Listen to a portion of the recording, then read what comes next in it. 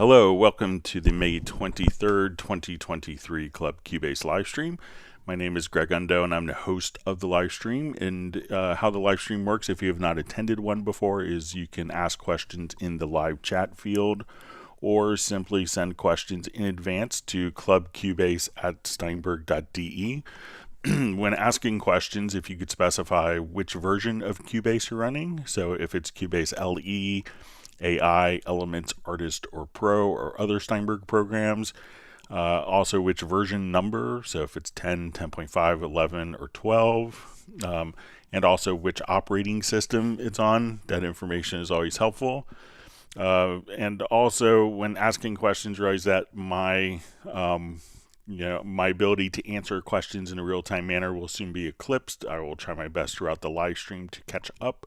So if you don't see an immediate response to your questions, if you want to if we could try to avoid repeating the same question over and over again, that would speed up the whole process so we get more questions answered.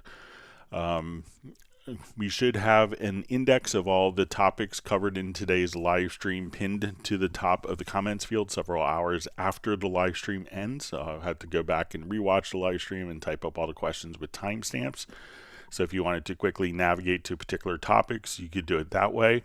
If you wanted to search for topics that have been covered in previous live streams, you can go to cubaseindex.com. And we want to thank Jan out of Stockholm for creating that website for us. So there's over 25,000 different topics that are included there. We also have two people that serve as moderators. So we have Agent K and Jazz Dude. They're not Steinberg employees. They just really do this out of the goodness of their heart, make it a better community. So kudos to them. And we also want to thank Jazz Dude for all of his efforts with the Cubase Nation Discord site, which is a fantastic resource of information for the Steinberg community. So once again, my name is Greg Undo. I am the host for the live stream. I work for Yamaha Corporation of America, primarily focusing on Steinberg products, and I'm presenting from outside of Washington, D.C. area in Alexandria, Virginia. And if you're watching this live, please feel free to introduce yourself and tell us where you're from. Just a quick note, next Tuesday's live stream will be our last live stream of the month. And And usually what we do in tradition is the last live stream of the month, we will have a shortened live stream for about 2 hours, and then we'll have a Zoom meetup, so where people could actually meet and talk and get to know each other in kind of a different format, and other people could speak besides me. It's always helpful. And next week we will have a special guest. Some of his credits and people he's worked with, it's a very interesting and long and storied career. Is Bob Dylan. He's worked with Burt Bacharach, Brian Wilson, Harry Belafonte, Whitney Houston. I was just talking to him yesterday. Some of his stories about doing gigs with Jaco Pastorius and Dave Weckl. So he's a real journeyman of a musician and a wonderful engineer and producer. So we'll have a special guest and we'll kind of send some more information. But so he'll be fielding questions, he's probably been in his career over 50 years. A really amazing career. So look forward to having you guys meet him, and we'll share some more information as we get closer. But with that, let's go ahead and start with questions. All right, so we have a question from Mark who asks, I still have the strange vertical lines from the bottom of the page. Is something about the system lagging? My laptop is very powerful and I even play games on it. It's more even when open. So, generally, I'm not sure if it's a Mac or a PC. But one of the things you could do if it's a PC, I would check your video card settings. And if it's like an NVIDIA card, you kind of want the opposite experience for your video card usage for a DAW versus what's gaming. And I believe that you could put it into gaming mode or studio mode, and try putting your the video display driver into studio mode if you have an NVIDIA.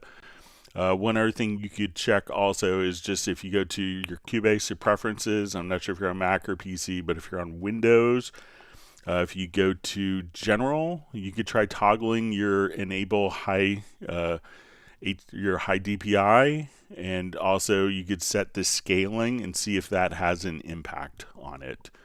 And it's probably going to be display driver related or high DPI, so give that a try. Okay, so we have a question. Says, hi Greg, I hope you are doing well. So the question is, how to improve Cubase Pro 12 behavior on Windows PC?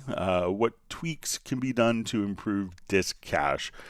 So a lot of times when you see like a disk cache meter, you may just see it if we come over here. Let's go to our audio performance meter. So we look at our disk cache. You may see like when playing a large project, you may see just a little spike at the beginning.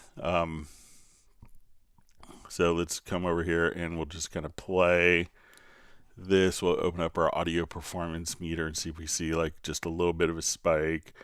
So as we play, so if you see like a little kind of spike like that at the start or stop, that's pretty normal.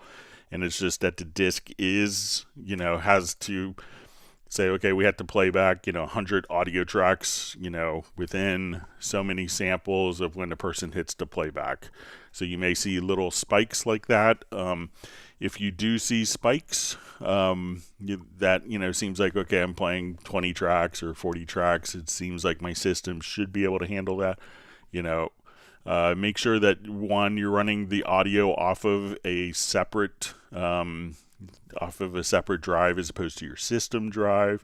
And if you have the ability, if you're running everything on a solid state drive, that will probably make the disk cache go, will minimize the disk cache spikes. And there's a number of different system tweaks. I can't really show many because I'm on Mac for PC, but check your Steinberg power scheme. So if you come over here, a lot of stuff can be related to power, and a lot of times people will connect 15 USB devices, and that could be overpowering the USB bus and can cause some system instability.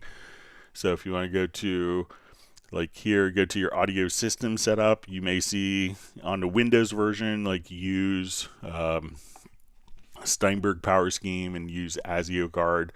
So make sure that those two things are checked as well. But there's a lot of different functions for, and sites for tweaking your computer for best performance, as in for audio performance. And I'm sure you could see some on the Cubase Nation Discord. All right, so you see from Ed Rugman, thanks for being on today. Hi Greg, Cubase Pro 12.06 project with file size about 40 megs, couple of VSTIs, about 16 tracks, and save is taking 60 to 80 seconds each time and killing workflow a bit. Is this a bug? It says going to try saving the project to another destination, check if it's an OS or file path issue, but wondered from your experience if there are any VSTs that can cause this slowdown, like Contact. So I think Contact in the VST3 version has been known to kind of do this, and if you're working with really large sample libraries, that could be an impact. But you could try to run the project, without any Contact instances and see, but I think you might find that to be the issue.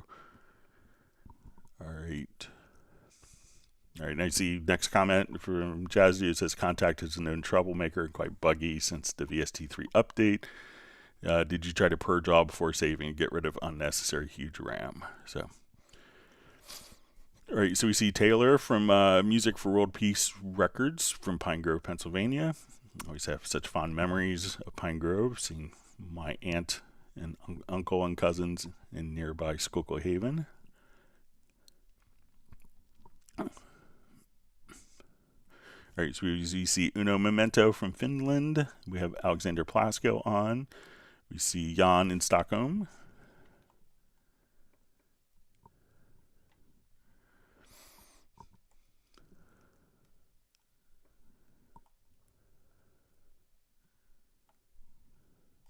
All right, my chat field just jumped. Let me just... All right, so Taylor asks, in the key editor, how do I keep the E button for the note expression editor to come on by default for at least each time I open a key editor in the same session? Okay, so let's take a look. I'll jump to project that has some MIDI in it.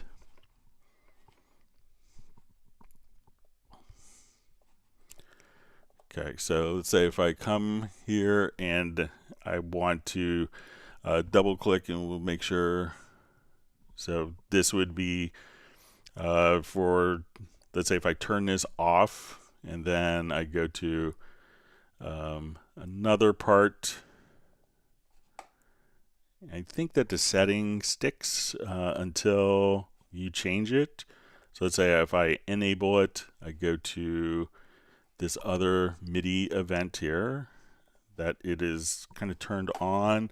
Let's say if I close this project and now I open it again,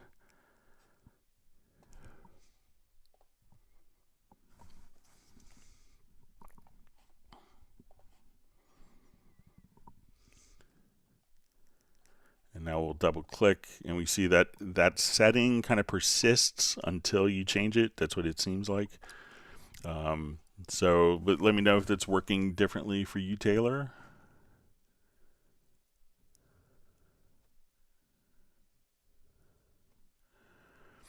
All right, so you see just a question from Taylor also. How do I get the line tool to stay each time I open the key editor? So say I'm in the key editor, and let's say if I switch my line tool,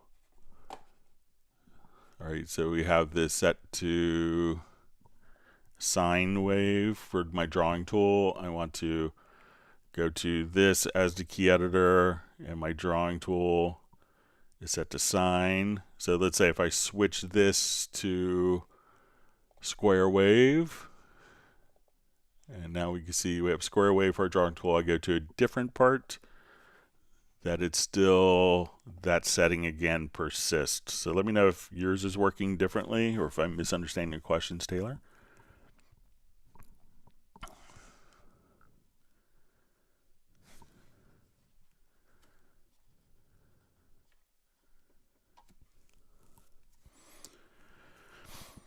All right, so we see from Dallas LaRue, just says, I can't import video into Cubase, and I see that the .move is the only container that accepts all file types, but I'm having trouble finding a program to convert my extension to move. Is that the best one? So it really, it doesn't matter as long as you get it to work.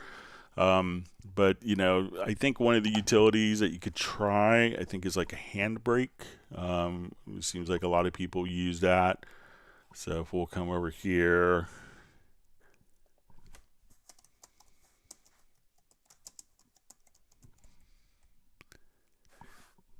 so handbrake is an open source video kind of converter.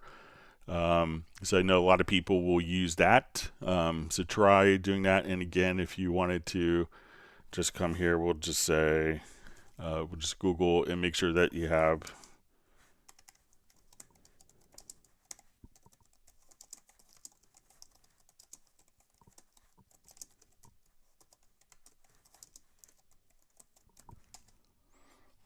all right, so if you just do video support and Steinberg products, you can see the different ones here, the different containers. So, check out handbrake for that.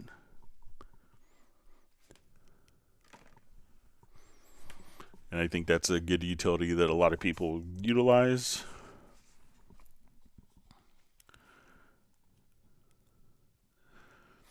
All right, so we see Braxel saying hello to everyone.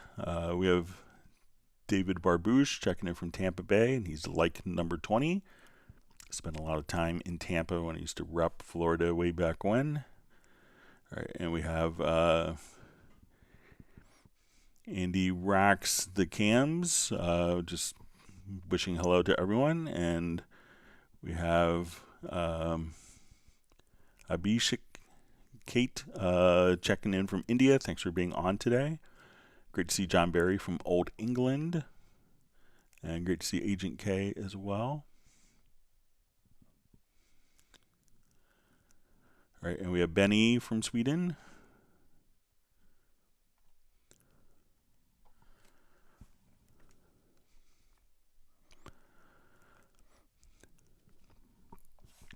Okay, so we see just a question. My expression pedal is spitting out controller 7. When I used a transformer to add 4, there's no response in the MIDI monitor. Any other number causes a response. Any idea why? Check to see if you know if you're. So it seems like if you're doing that correctly, look. If it's not spitting out, controller 11, but all of the other controllers, go to preferences and go to MIDI filter, and make sure that you don't have, let's say, a controller. So let's say if you have controllers checked here, and then you see, controller 11 being filtered out. So you could filter out the controllers directly there. So check to see, so if it's outputting everything except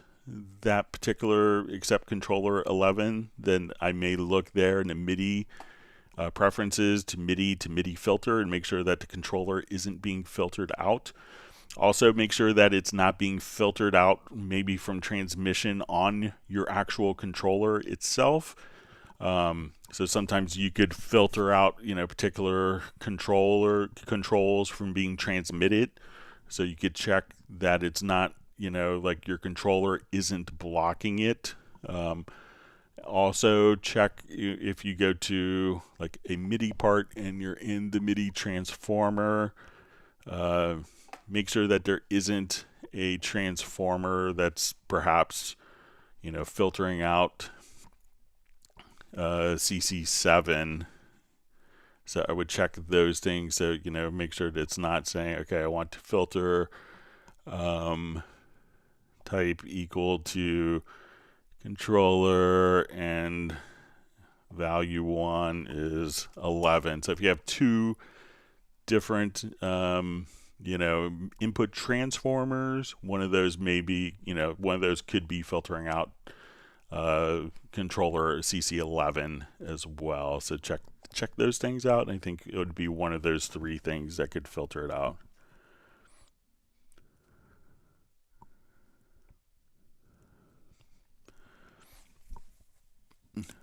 Okay.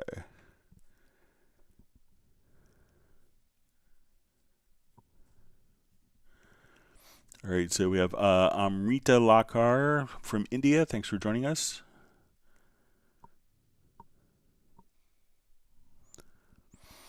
All right, so we see also from Music for Old Piece Records asks, the only solution for the MIDI transformer issue is to use the quick controls, which requires the mouse.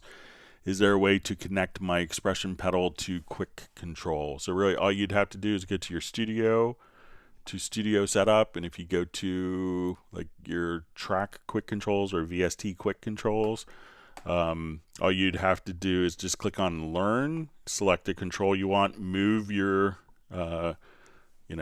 pedal. I don't have an expression controller connected here, but you could just kind of capture whatever controller. So let's say if I have this set to 40 and I hit my sustain pedal, it'll capture that particular message, and then you could use your expression control as for controlling the quick controller if you wanted to. So you could do it at the track or VST level. So give that a try, Taylor. All right, wonderful to see Michael Teams from Weatherford, Texas. All right, so we have a question. Is there RMS metering on each track?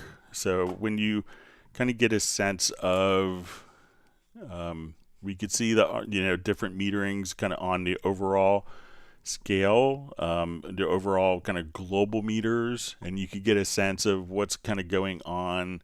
Let's say as we're working with this, you could see the peaks and get a sense of what's going on meter-wise.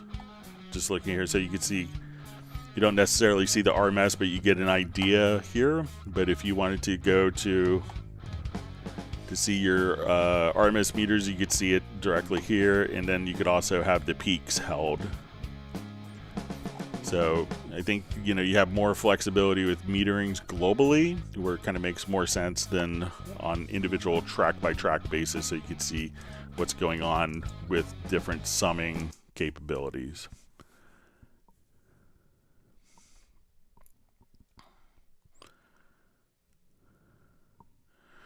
All right, so Rich asks, can you assign different notes in one, I guess, MIDI track to different MIDI channels? Certainly. So all you'd have to do is we'll select the particular notes here.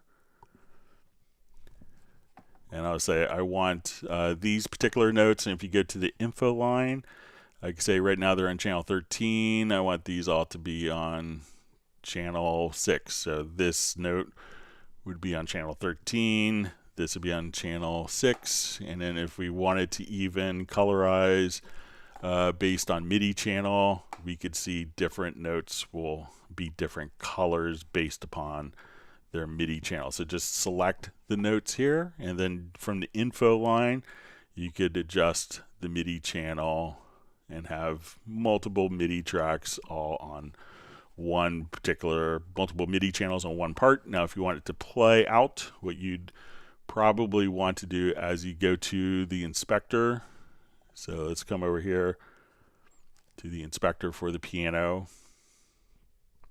Instead of the channel being kind of sent out to only one particular channel, even though that could be sent to different sources, is just put this to any, and then you could have 16 MIDI channels all going out from this one particular track.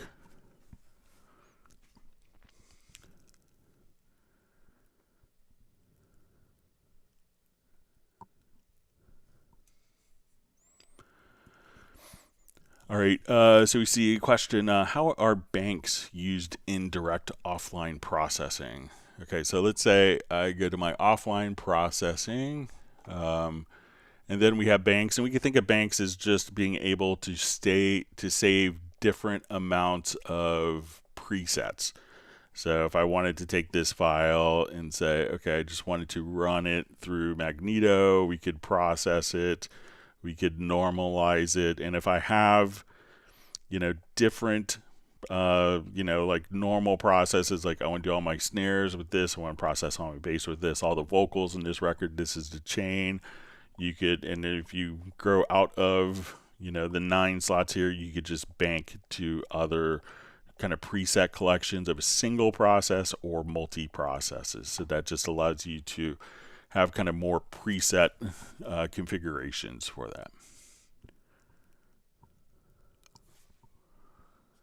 All right, wonderful to see Nick on from England, and he wants people to remember to whack the like button. That enables us to continue to do the live streams and offer this as a service. All right, so we have Filter Freak just saying yabba dabba doo.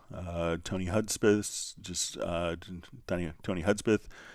just saying hi Greg, hope you're well. Cheers. So thanks for being on.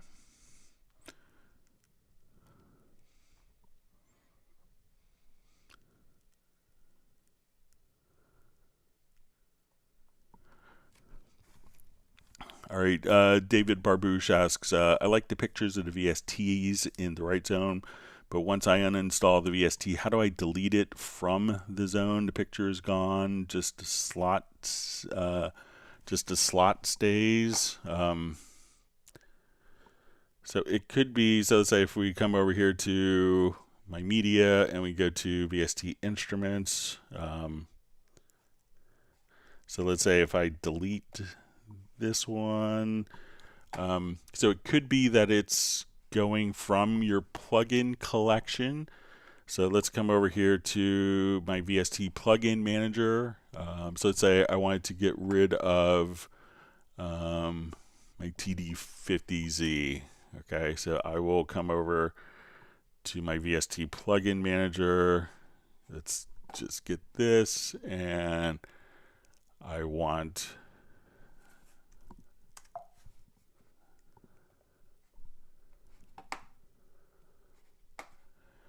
let's see if we could just remove.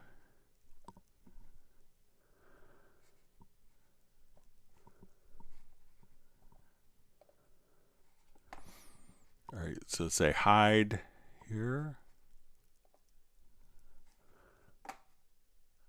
And now it's hidden. So maybe select the plugin from here. So we had the TD50Z. And then if you open up like the info line at the bottom here, you could just hide that particular plugin. It looks like it's hidden directly from there. So I have it. You can see that my external instrument, the TD50Z, is there. And now I hide it from view, and then it's going to be gone. So try again, go to your studio menu to VST plugin manager, select it and try to hide it, and then that will hide it directly from the list of pictures there.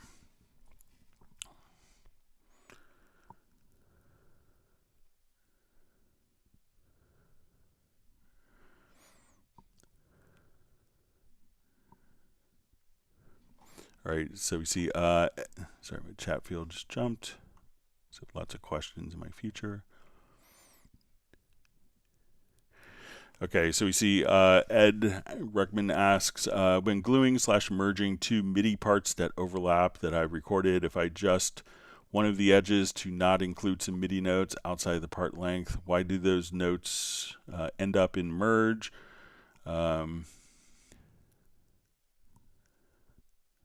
Okay.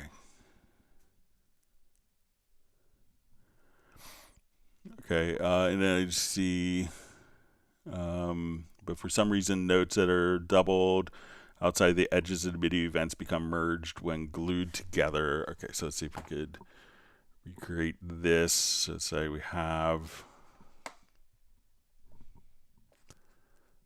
this MIDI event. All right. All right, and I'm just going to take this and overlap them. Okay, so we see that in the X, where we see kind of the diagonal lines here, that this is where we're overlapped. So now when I glue these parts together, so we'll just grab my glue gun and we glue these together. We'll now see that these, because you did join the two parts together, and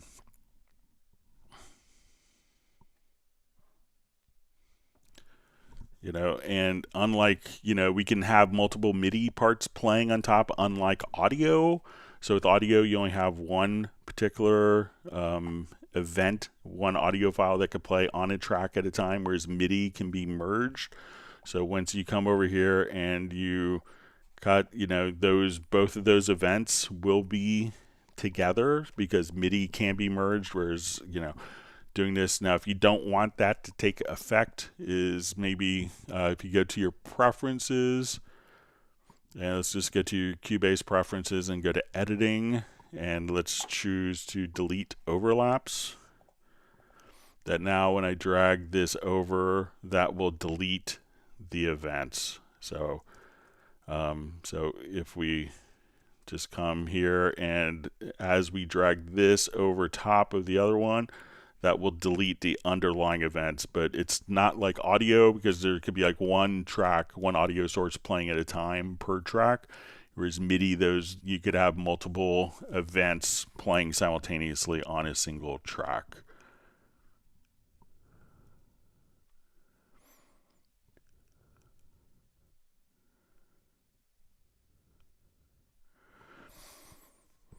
All right, so we see from Crom Official, how to set up the control room for recording sessions. So what's really handy is, there's nothing specific for recording sessions. We'll show also getting into working more with like cue mixes. So let's say, first off, we have our project here, and as we do this, let's say we have, we're recording tracks. So we want to go into our audio connections. And, first thing you want to do is probably just take your outputs, have like a stereo out or your 5.1, whatever output configuration, have it defined but not connected, because in a control room, we are going to come over here and add monitors, and we have up to 4 monitors. So I can say, okay, I want these going out to my Yamaha HS7s. So once we've done that, I could see my mix going on in my project. Here I see my gain structure, but I can go to my control room and adjust the monitoring level without affecting the gain structure. So I have my volume down for my monitoring path and have my volume not affected in the mix. So this could be kind of decoupled. So a lot of people with powered speakers use this as kind of their monitoring volume, but really you could just use the control room for that. This will also give you like a listen bus.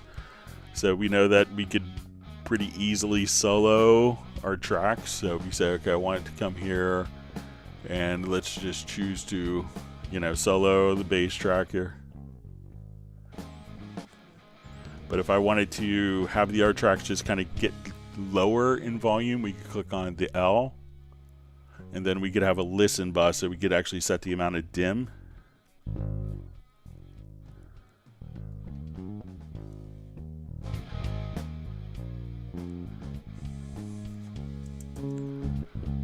So now as I just come over here, we can say let's dim the other tracks down.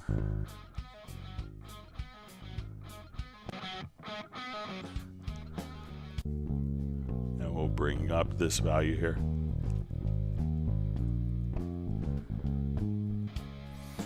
Now also, once we're doing this, if we're in kind of the full mixer, we could come over to the racks and make sure that we have Q sends activated. And I'll just move these up. And once we have our cues, we could have our cues kind of sent so we'll go to our audio connections, and we can say, okay, like in this case, I am going to have guitars, bass, and let's add, just call it drums. So if I wanted to create cue mixes, I could select all of my tracks here. And I'm going to just kind of right click here, and we'll say go to all cues. So click on a kind of right click on a blank space, and we can say, okay, I want to I select all the channels. Let's activate the Q sends. Let's again come over here. Let's use our current mix levels. And I want to use the current pan setting. So now our levels are kind of mimicked directly here. So let's use our current pan settings. Okay, so now if I wanted to do different headphone mixes, like let's say, okay, the bass player, when they go to their cue mix, I want more bass in the bass player's headphone mix. I wanted to take all of my drums and route the drums and give them more of a headphone mix here. So we'll say, okay, we're going to feed more drums, and I'm just going to activate Q-Link so that we could link all these channels together. So all my drums will get louder. So now I want to take the guitars and feed the guitars. So when everyone wants a more me headphone mix, we could just come over here and we can say, okay, let's listen to our guitars, our bass mix. And let's listen to our drums. So we could just kind of come over here and be able to have our different cue mixes all set up for us. So very easy to kind of work with. So you could just do it all directly there for different cue mixes. So that's some of the stuff you could do using the control room for tracking and recording.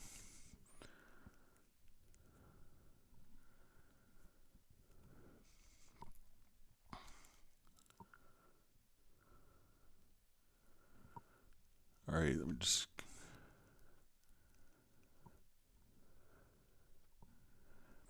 There we see Michael Teams is doing his ice cream delivery.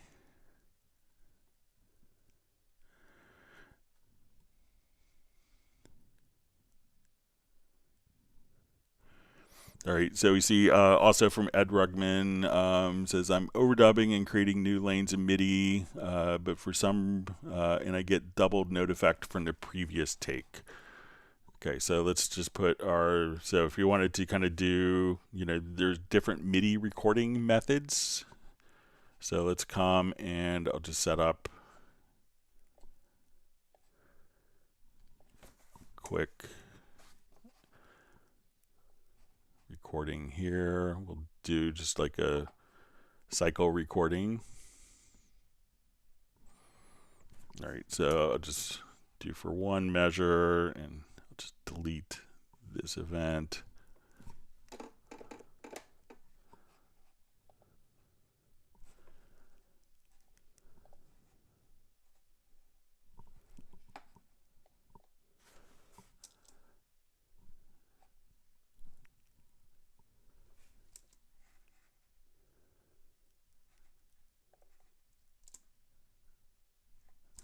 All right, I'll just revert this really quickly.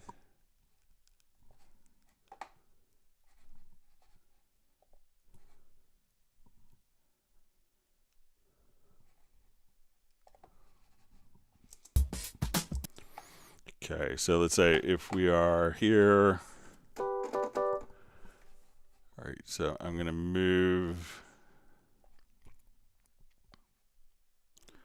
Okay, so there are different kind of MIDI record modes. So I'm going to come here.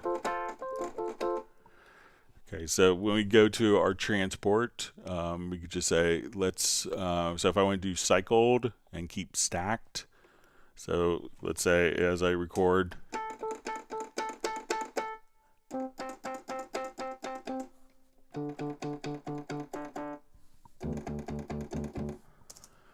so once we do this, we can now just see our different takes, and I don't hear.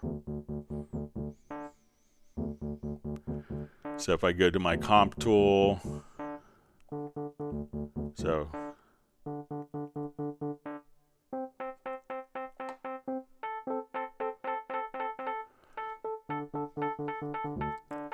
we could kind of pick which particular take we want to actually listen to with that. So we could have them replace. So just go to like your MIDI record modes, and you probably have it set to merge. So, but if you're in cycled, you could just put it to stacked. And if you wanted like each one to be stacked, like if you're doing drums, then you could do mix stacked with no mute.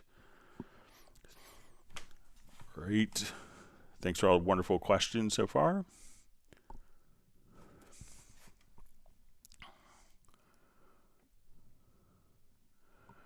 Okay, wonderful to see Michael Pierce on from London. He's just finishing off a live concert mix, so he'll be back in a little bit. And he likes the new cover thumbnail, so that's good. All right, Orly asks, what exactly gets inverted when inverse is enabled? So I'm not sure where you have the inverse selected from.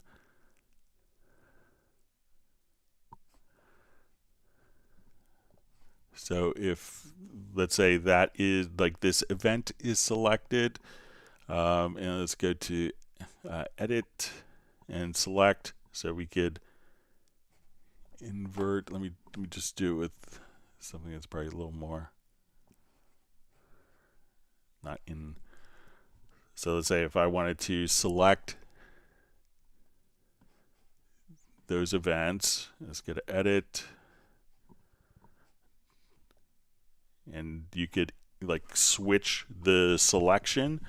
So like these were selected, so I had these selected. So now that I have these selected, I could unselect those and invert the selection status of non-selected events. So we go to edit, and we will go to select and invert.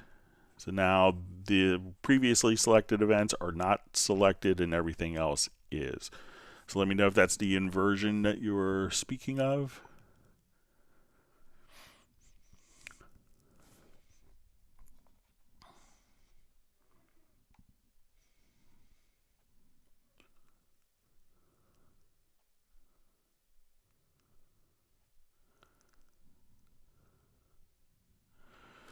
All right, so we see from Chrome Official, why is my peak always high when I start Cubase, have a new computer, and set it on high efficient mode for making music? So you probably don't want it to be on efficient mode.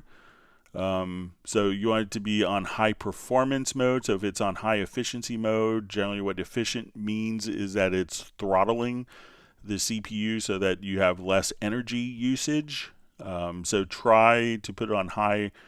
You don't want it on efficiency mode. You want it to be on high performance mode. So make sure that, maybe you just have the terminology wrong, but make sure you're in high performance mode. And you could always try raising your audio size, your audio interface buffer, to see if that makes a difference as well. So if you go to select your audio interface, make sure that you have your buffer set higher and see if that makes a difference. But there's lots of variables, but those are some of the main ones.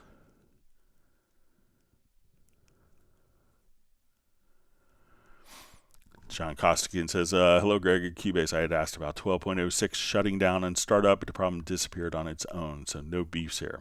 So it was karmic presence of attending the Club Cubase live stream consistently and being an awfully nice person. So karma comes in both ways. So glad it's working better for you.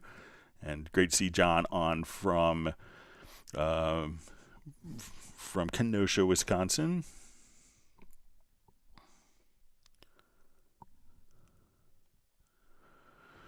Okay, so Ricardo Raimundo asks, says, hi, Greg, we met at NAMM. So yeah, it's great to see you there. 2 questions. Is there a way to bypass all the plugins in the session at once? So if you have kind of a large session, what you could do, if you wanted to bypass all of your, if you go to the mix console, you could bypass all of your inserts, EQs, channel strips, and sends just by kind of clicking right here. So you could bypass all of those. So while it's not at once, you could just within the mix console bypass all of your plugins like so. And we can see that as I inserts, we'll see that those are bypassed. EQs, you see that they turn yellow, my channel strip, and my sends. So 4 mouse clicks, usually not the end of the world. All right. And our question, is it possible to lower all of the volumes altogether at once? So all you'd have to do is just to select all the tracks. So select the first track, select the last track, and hold down Shift. And then if you enable Q-Link, at this point you could just bring down all of the tracks volumes accordingly. So just have the track selected, use Q-Link, and you could also hold down Alt or Option plus Shift, and that will, and even if these are all set for kind of different volume levels here, I could just do it for these tracks here so you could see. So once we have Q-Link turned on in the mixer, you can just come over here and raise and lower all of your volumes. So let me know if that's helpful for you, what you want to accomplish.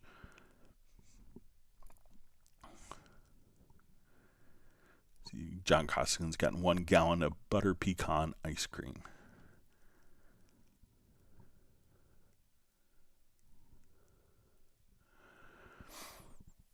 All right, so we see Taxi Williams music. Hi, Greg. I have Cubase 12 on the PC, Windows 10, Intel i7 3.8 gigahertz, 32 gigs of RAM. After about 15 minutes of working, and the DAW crashes when I try to exit the DAW.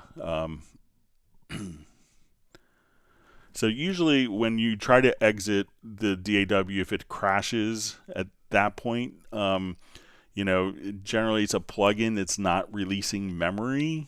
So I'm not sure if it's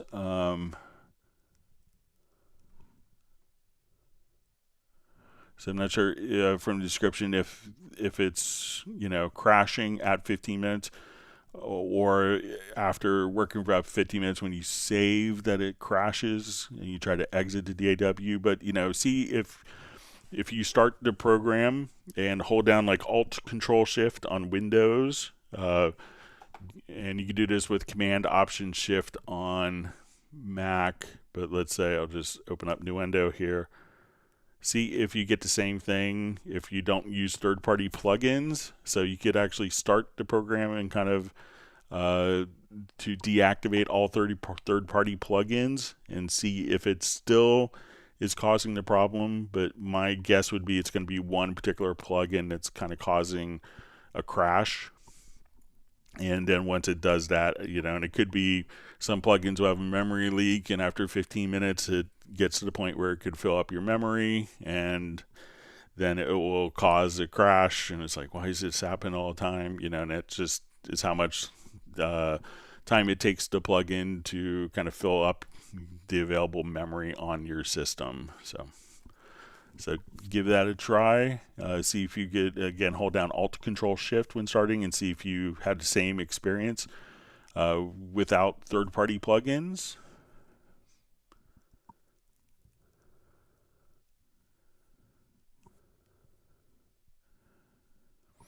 All right.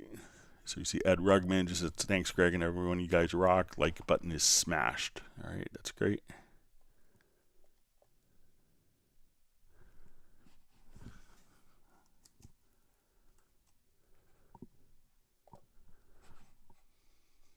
All right, I'll just go ahead and exit out a new window here real quick.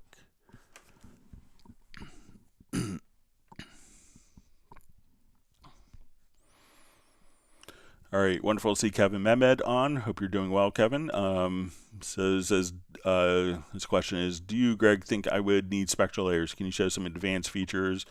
Always forget a complete overview. How's this program remove that little bit you're trying to fix up?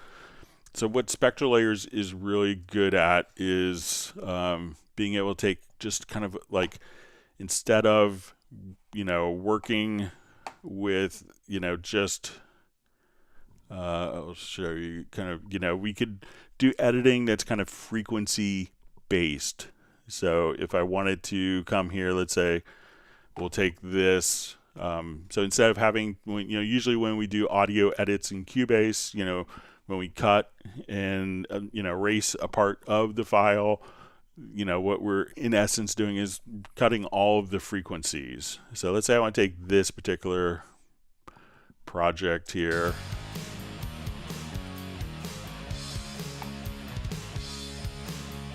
And let's say we have a little guitar hook coming.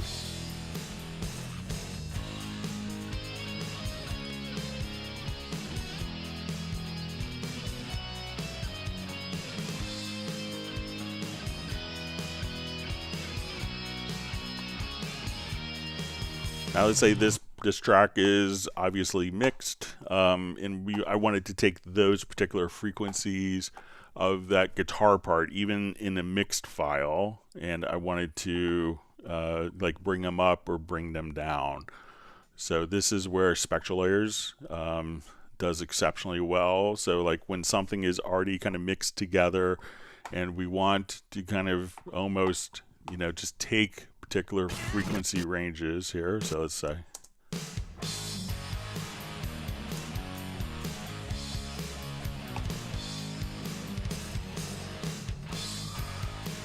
so these are low frequencies.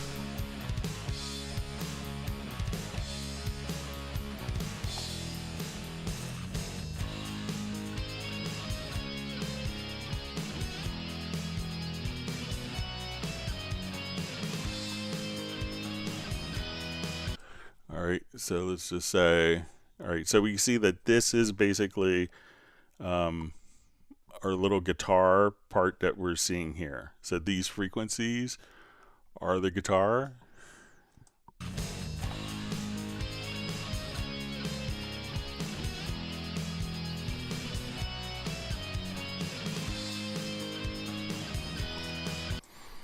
So if we wanted to just take, again, those particular frequencies, we'll zoom in and let's just change kind of our display. So I'll do more composite view of this.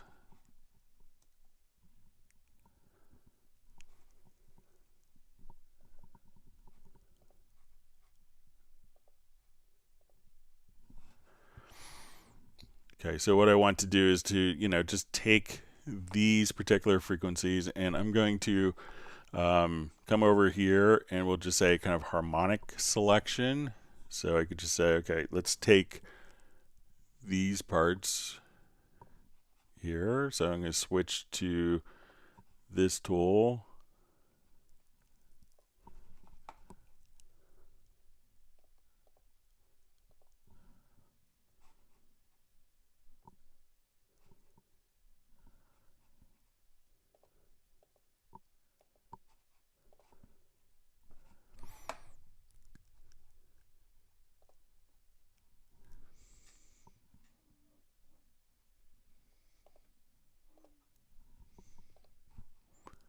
All right, so I'm going to find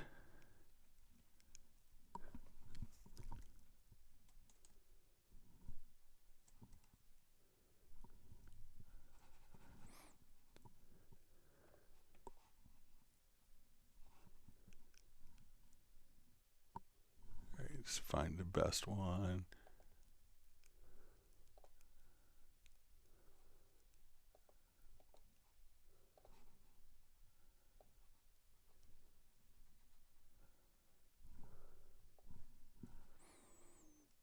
So now what I could do is, literally just kind of take those particular, harmonics and be able to kind of edit them. So I'll show you, let's just see if I could get this. All right, so let me just find.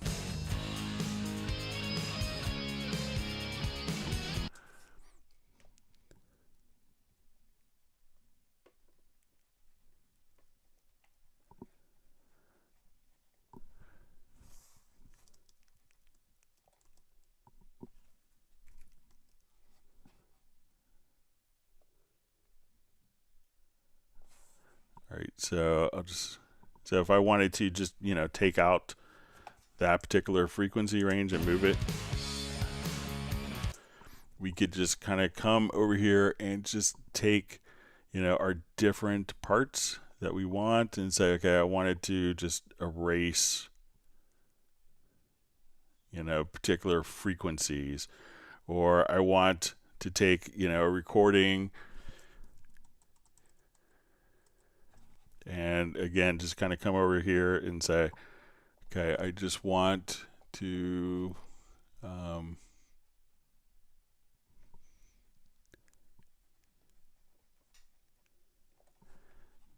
select, different frequencies and do editing on those frequencies.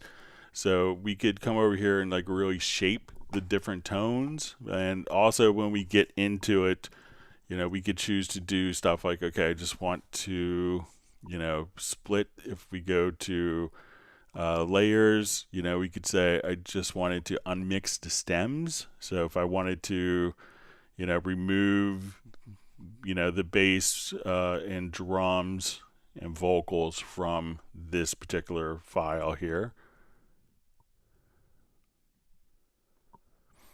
we could unmix different parts and be able to do some like really, pretty amazing extraction of different content. So it's going to allow you to edit kind of individual frequencies as opposed to kind of editing out every single frequency of the clip.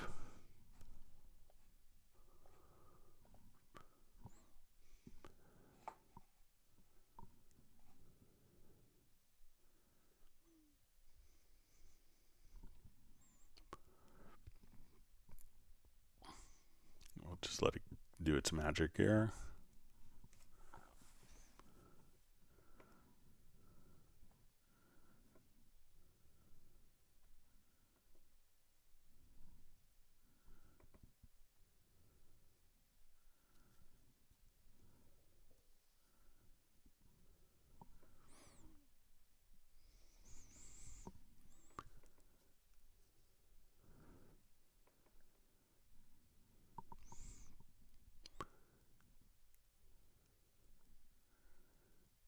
All right, we'll just let it do its thing. Almost done.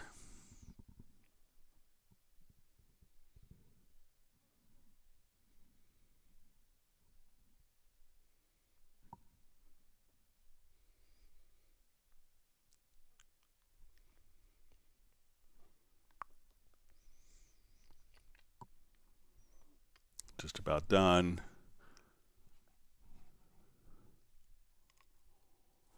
All right, so now if I want to take this project here, maybe I'd say things a different way.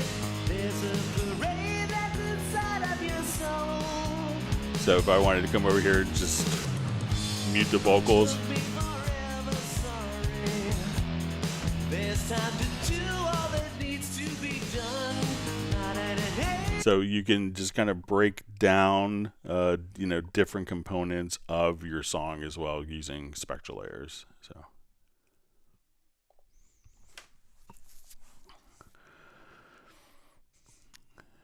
All right, so we see from Pindo Purba says, hello, I wanted to ask, what is the best method to send file to Pro Tools? I tried exporting AAF, but my stereo tracks are always split into mono. So I believe that's a part of the AAF format doesn't do stereo files, so it's going to automatically split to mono. So what a lot of people will do is just take their project, and it's just a limitation of the AAF format. But when we go to our export audio mixdown, if we have multiple tracks in your project, we could just choose multiple, and then you could select all of your instrument tracks, all of your VST instrument channels, all your audio. You could include effects, and at this point, you could, when you select multiple, that will make equal length audio files. So you could choose to automatically have different naming conventions, but it's typical in an AAF that the stereo files be split because it doesn't handle stereo files.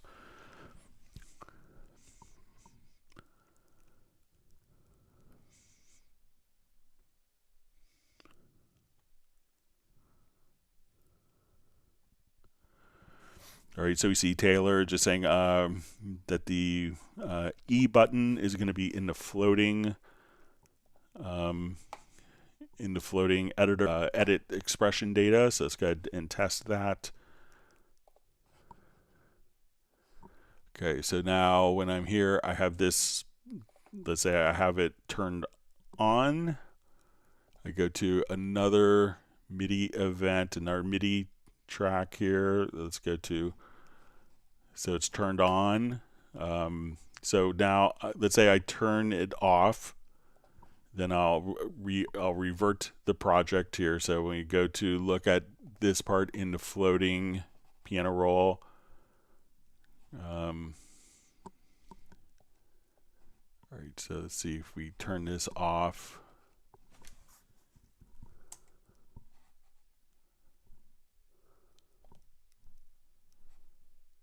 All right, so that's off. All right, so let's say I save, or I'll just do a new project.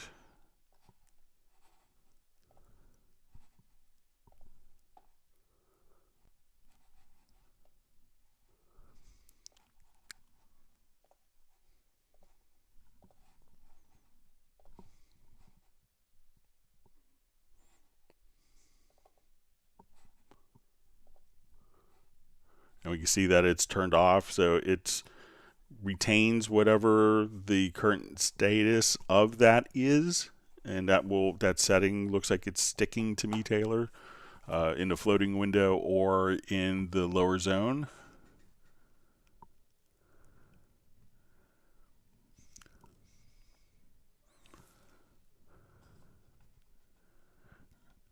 All right, so we see Christian Guamon14 says hello. All right. Michael Teams wants people to whack the like button. John Costigan is delighted. Great to see Matt Elston on.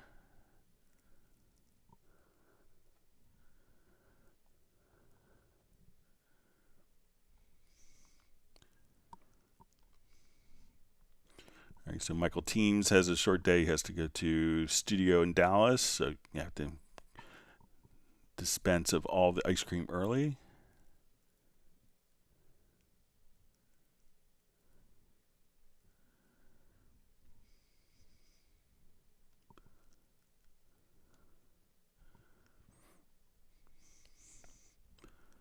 All right, reading reading through different comments here. All right, so we have Brian Sawyer from Beulahville, North Carolina. Thanks for joining us today.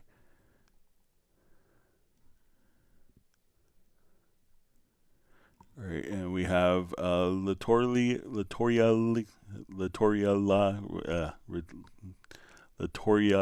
Clinton checking in from Houston. Thanks for joining us.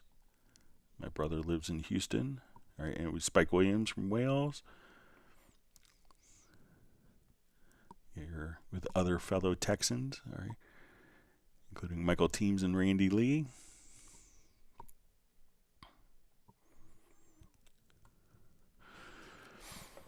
All right, so we have a question from Brian Sawyer. What is the best way to stretch a syllable in a vocal track when moving it where you want it? So a lot of times what you could do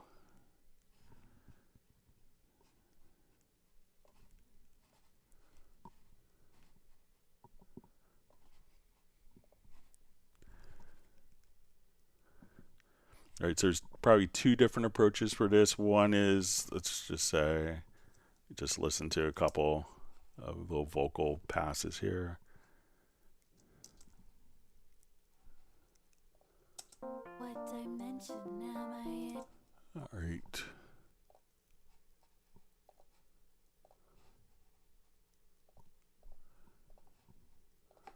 Who's inside my place? What dimension am I in? All right, so let's say we want to take like this. What dimension am I in? So let's say we want to just drag out the word end here. So one way is just to come over and say, okay, one is you could just take like that particular phrase, and we could switch our mode, our object tool to sizing applies time stretch. So you can say, okay, let's just drag that out, and now. Am I in? So that's one way. Another way would be just to do it inside of the very audio. So let's say if we're in our very audio editor, I could just say, okay, I want to take this phrase. What dimension am I in? And we want that to fill. If I just we'll switch this, I'll make it just a little taller here, and let's just stretch, go to the right edge, and you could just stretch out that segment. Am I in? So you could take kind of any of these words and just kind of drag them out. What dimension am I in? Or if I wanted this to be much shorter, Am I in? or longer, so you could just kind of stretch out. So it's a couple different approaches. You could also do some basic free warping. So if we go to your free warp tool, so go to the warp tool, put it into free warp. You could say, okay, I just want, let's say you could put kind of an anchor point before and after, and now you say, okay, I just want to take from that point, and we'll just extend it out. So you can say, okay, I want this word to be longer, and then you could extend that one word. So let me know if those kind of work for you. So kind of three different ways, either the sizing applies time stretch, kind of warping within very audio, or just doing kind of standard free warp on the project window.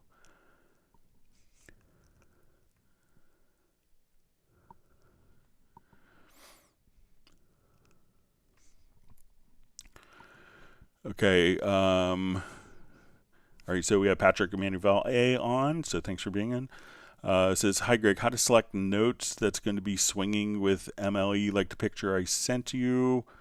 So if you had notes, let's say that were, so I think, from your description of what you had sent was if you had applied, let's say, a preset to like a part. So let me just say we'll do this. All right, so let's say if I come over here and do my eighth note and I wanted to put like a swing on it. So let's say I want this to be maybe like a 16th note swing. So now that when we listen to it, let's say I quantize, which we should see the notes shift here within the event. All right, so now when we do this,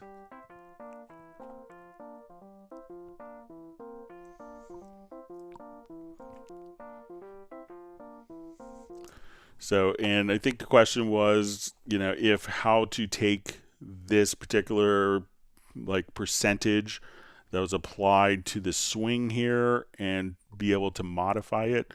So I don't think that there is a way. So let me to have that information kind of preserved.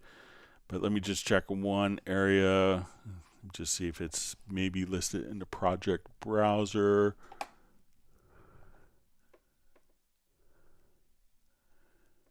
Yes, it's not listed there. So I don't know of a way to automatically, like after you save the project, to set the record, to say, okay, it was 76%. I wanted it to be 66%. But know that when you come over here and you just adjust the swing, that it doesn't requantize, the quantized value. It goes back to the original state and will quantize based on that. So it's always going to be quantizing from the original parts as opposed to requantizing data. So you could always feel free to kind of experiment. So let me know. So I don't know a way to 10 years later say, oh, that was a 43% swing feel and let me change it. But if you change it, it's always going to be back from where it was, from what the original version was. So you're not requantizing already quantized parts with swing.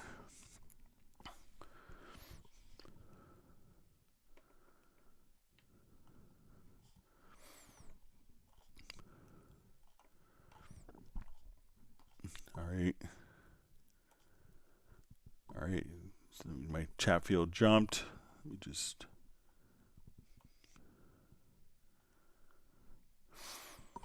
All right, wonderful to see Ace Amadeus back. It says, hi, Greg. Hope you're doing well. Will Cubase work okay if I use a fast external SSD drive to save Cubase 12 Pro projects, as well as move Halion 7 and various Steinberg VSTIs to external SSD? Thanks. So yeah, it's very common to have like one SSD for kind of like your programs and our SSD for samples. On my personal computer, I have one for audio, one for samples, two for samples because I ran out of space, and a separate SSD for kind of starting the computer. So it's very typical setup. So no problems with Cubase using separate SSDs to run the project and one to have samples from. Okay, so we see how do I store presets in offline process history banks? So really all you have to do is, let's say if we go to our offline processing history, let's say I have like different inserts on this particular channel. So let's say if I scroll over, like I wanted this chain, all you need to do is go to your audio menu, go to direct offline processing and say, okay, I'm in bank 1. I'm going to drag this and give it a name. We'll call it Brian Sawyer Sr. All right, and now I could just come right over here, and if I select an event, I could now just drag that whole effect processing chain right over and have it processed. So you could just, import, different, if you wanted to import different track presets or just drag chains over, you could do it that way. And if you say, okay, I don't like this one, I could just delete that and we could delete all the processing on that particular clip. So you could just drag over kind of a whole chain of insert effects right over into the offline processing. So just grab it, you see like the little plus sign, and just drag it in. That's how you can make your own.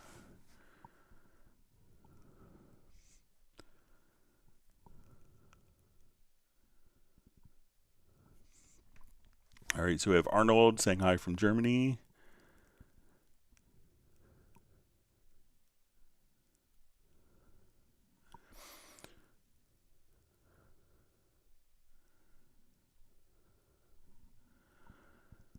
Okay, so we see question. Hi, Greg. If I have a MIDI keyboard which keeps triggering the pitch bend wheel in Howling and Sonic, is that a Cubase thing or the keyboard itself? I could turn off the pitch bend altogether, but want to use. So generally, that's one of the first things that breaks in many MIDI controllers is the pitch bend and mod wheel, because often they're on kind of like on the same physical mechanism. So people are using their pitch bend or their modulation wheel. What happens, it's very common with MIDI controllers that it will get loose and then it'll just start transmitting random pitch bend values without even, you kind of look at it weird, it'll transmit a MIDI pitch bend value. So generally that's the controller. You could choose to, I had a controller that did that after 30 years. It's probably 35 years old now. But when we wanted to come over here, all you had to do, if you want to use pitch bend occasionally, but you don't want it to be affecting, is just go to MIDI filter, and then you could just filter out pitch bend on record and on through. So you could filter it out there, but it's more than likely the controller itself. And MIDI controllers, people buy them every couple of years because their pitch bend and mod wheel starts acting up on them. All right, so we have Dr. Ing Manuel Ramser checking in also from Germany. All right, wonderful to see Gareth on. And he says no gain structure without pain. So we have Tiago from Brazil. Nick is grateful for his ice cream from Michael Teams.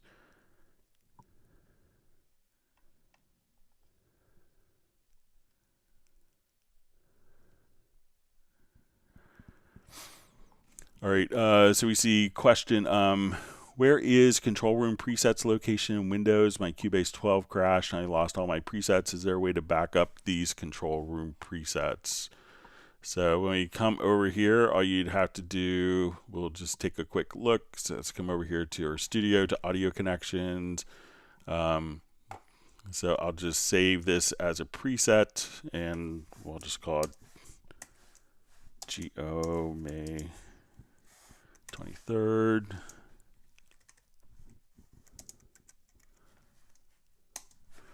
Okay, so let's take a look. So you may have to go to like your application data folder. So if you're on Windows, just show you where to get to it at.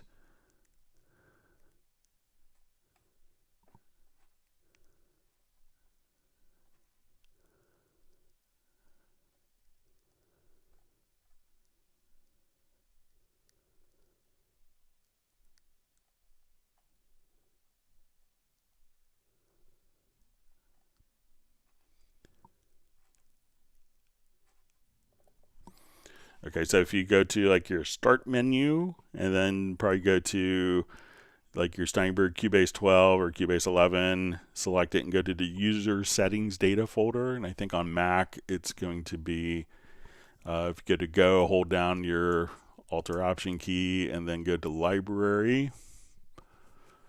So we'll go to presets here. So let's go to preferences on Mac. Let's go to Cubase 12.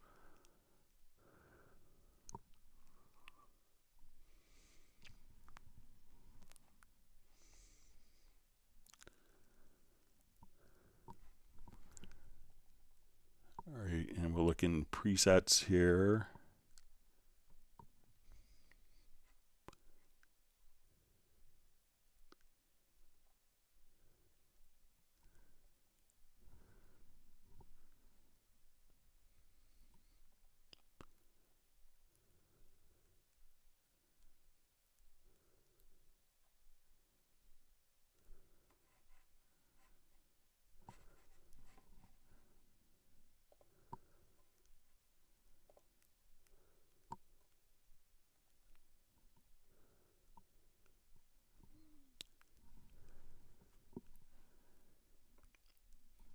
Alright, so I don't think it's in there.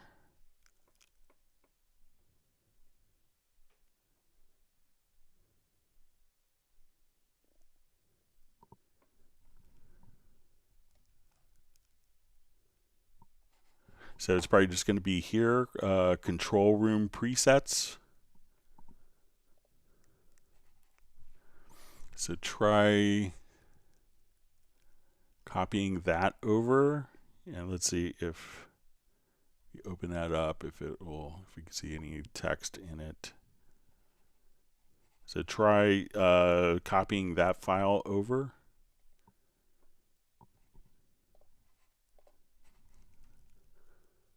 And I think that's where it's going to be, control room presets.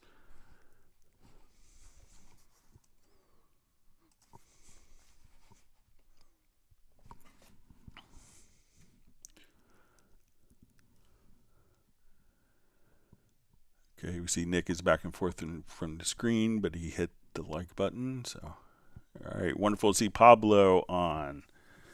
Everyone's always so happy when Pablo's on. So we have the whole Hot Mess group on. So wonderful.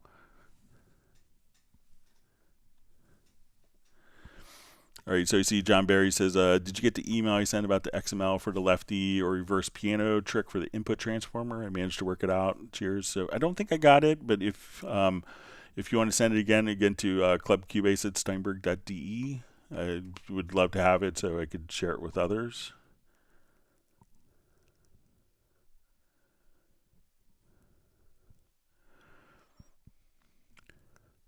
All right, so we see just a question. Hi, can I move the level of a mixer panel by PC keyboard? So I think if we wanted to, so we could use kind of, let's see, while that's up. So we could use the mouse scroll wheel to do that. There's key commands for incrementing and decrementing volume here. But I think most people would just use kind of the mouse scroll wheel as opposed to like a keyboard shortcut. Let me just see if there's, I think most people, so you could increment and decrement volume for this line with keyboard, but if you want it, so I don't know a way to change the volume here. Most people would, gravitate to the mouse or using just the mouse scroll wheel for that.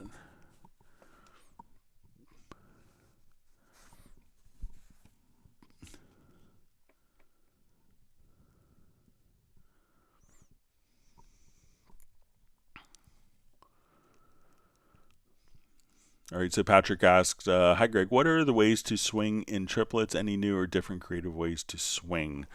So let's go ahead and just, we'll put a part in.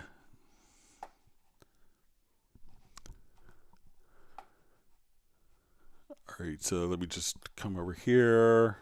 I'll just put in a part, and then we'll take the pattern and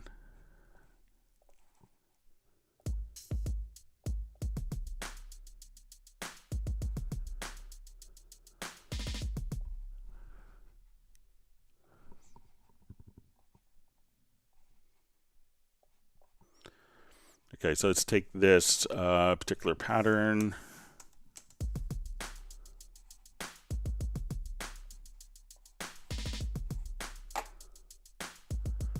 All right, so I'm going to go ahead and just kind of quantize this to 16th notes.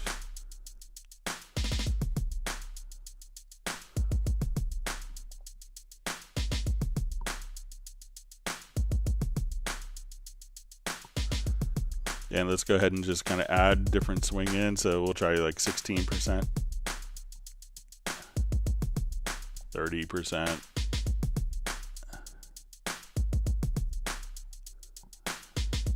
So if you listen to like the hi-hats, and you could see kind of the hi-hats.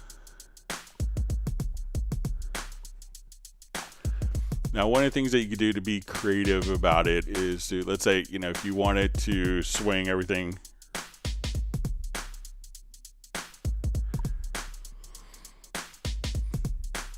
what I've seen a lot of people do is maybe just to have, particular parts that are swung. And let's say, okay, I wanted my kick and snare to be straight, but I wanted my hi-hats to be swung. So this way, only different files, so you could have different swings on different instruments and create tension. I remember one time Teddy Riley and I were doing a clinic together. It was really interesting. He's obviously kind of, has a whole musical genre based on him. I just got an email from yesterday and day before, so it's good to catch up with Teddy. And what he would do is really interesting as he was kind of building a track is, it was like one of those things where it's like, and sometimes we're in front of a group and we're in Guitar Center in Hollywood and there's probably 200 people there. And he starts building this track and it doesn't seem like it's coming together at all. And I've seen him do this several times.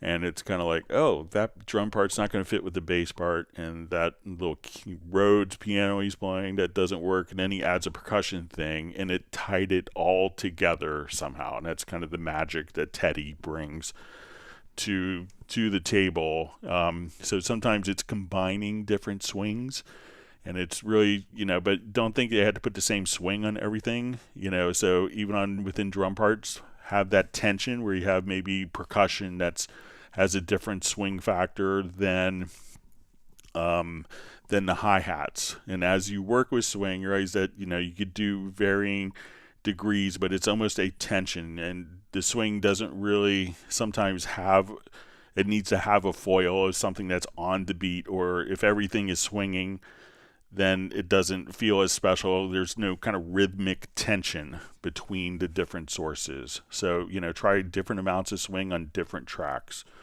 and try to have some parts that have no swing. And that creates kind of that rhythmic tension.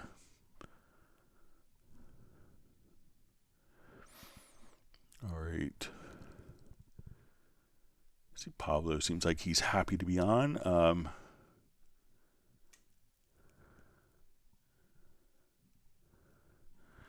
Okay, so Tiago just says, my status line randomly appears with no apparent reason. No key commands assigned. What could be happening?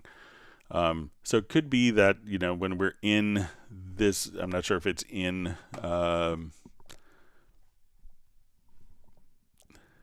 this, if it's on the project window, so it's generally just will follow whatever is set in the project setup window. Sometimes, you may see it in this window. You go to this MIDI editor, but it's not in the editor, and the status line has to be enabled. And again, that will stick until, so I'm not sure if it's maybe a different status line, and maybe the status line is on the editor when it's in full screen, but not necessarily on the project window. So Tiago, if you could let us know if it's within an editor or within a project window, but mine's always kind of consistently stayed on once it's set. So maybe it was just kind of turned on or off accidentally within a project.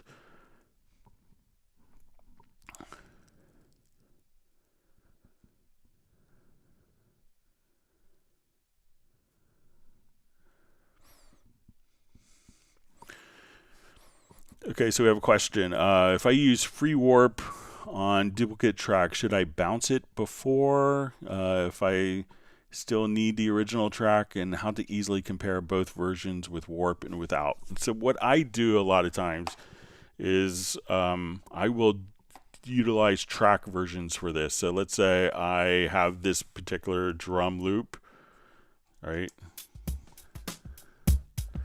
And we play this, so I will often go to the track versions. I'll do a duplicate version, and let's say at this point I'm doing free warping, so I'm going to come over and let me just since I have hit points for this, I'm going to go to my real-time I'm going to select the event.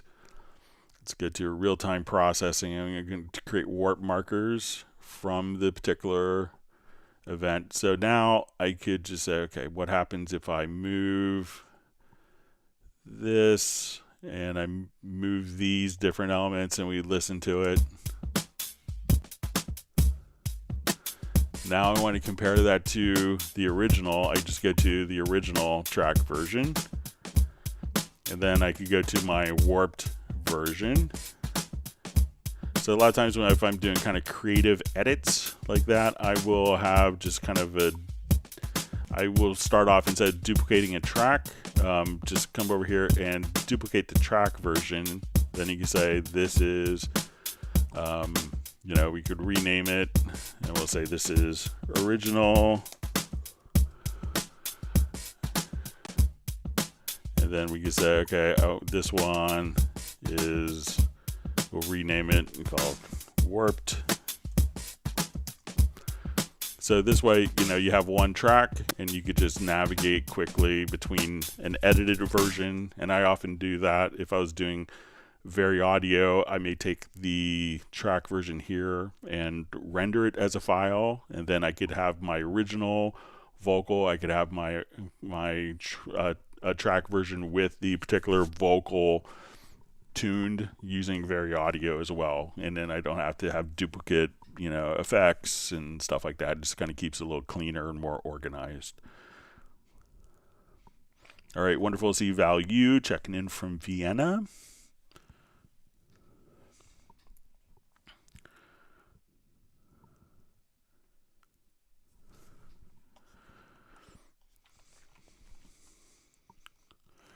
All right, so we see from Tiago, just says feature request, switch between mixed snapshots and keep automation intact. Recently I switched between them and lost some automation info. So, generally, like a snapshot doesn't, it's kind of a picture does not contain, moving imagery of like multiple pictures. A snapshot is a static thing, and the snapshots are going to take into account whatever the automation is, which is why, when working with snapshots, it's generally advisable to do it before the automation, because at that point, while you're doing different mixer snapshots, the automation could be varying, and some people may want the automation to change, but when you change the snapshot, that's going to affect the automation as well, because if you're changing the gain, or you're changing the plugin settings, you're changing the inserts, the EQs, the send levels, all that's going to affect the automation as well. So that's why snapshots, just like a still photo versus a video, will contain different stuff, because if you have automation, we think of that as like the video, that when you do a snapshot and it's going to be two different values for the same component, which one overwrites. So that's why, snapshots are intended to use kind of pre-automation in the mixing process.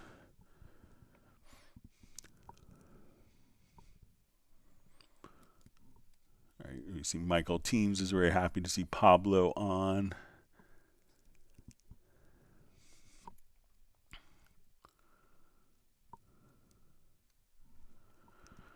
All right, so we see in Cubase you have the option to set your note articulations as key switches or per note. Will either one change the presentation of music notation software like MuseScore, Dorco Finale, Sibelius? So I think that in Dorco, since it reads the same expression maps, that it's automatically carried over. I can't speak for the other software tools, but it's kind of using the same underlying system. So, but like, if we go even in the score editor inside of Cubase,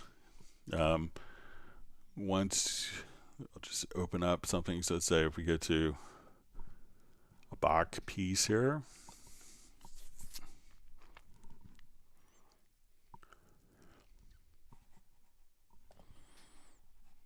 and I go to my violin 1, and let's put in some articulations. So say, okay, we're going to put in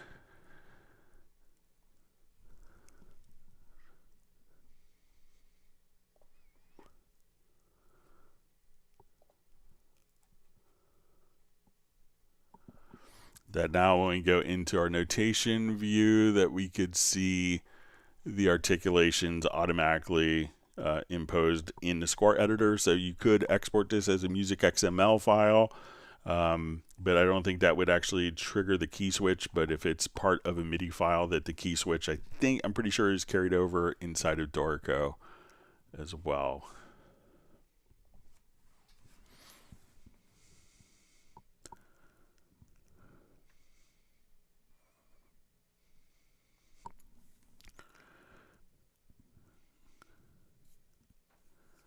And you see just kind of asking the question again about the if you used a free warp tool in the track version, should I bounce it before if I still need the original track? So the original track is preserved, and you can still make free warp changes because that's not destructive.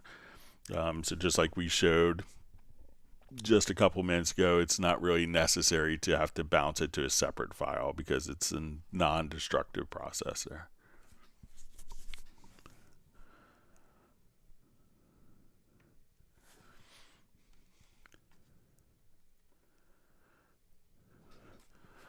So we see question, is there a way to make macros for switching certain preferences? So yeah, all you'd have to do, so let's say if I wanted to switch, I'll come over here. So let's go ahead and switch a couple of preferences. So let's say, so let's go to our key commands, and when you go to we'll go to macros, so we'll show macros, and we'll do new, and let's say I just want to come over here, and we'll call it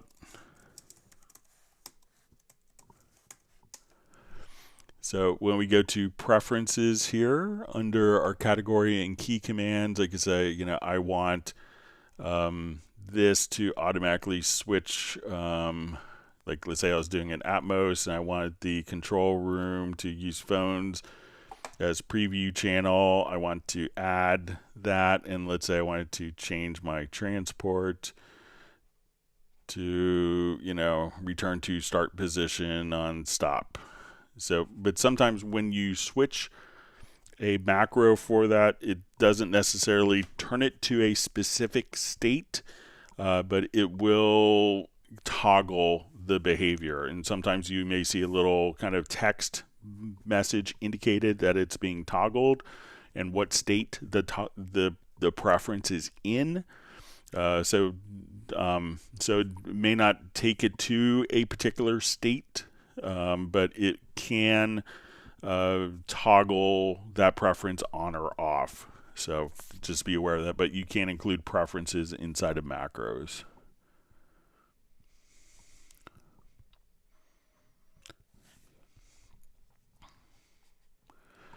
And sometimes what I do with a macro, if it's a preference that's not commonly on at the start of a particular macro, I may turn the preference on and then turn it off, so that if I know a particular macro is generally not turned on by default in people's systems, so that way I turn the macro on, do the process, and then turn it off, so when you do the macro again, it could be in the same state.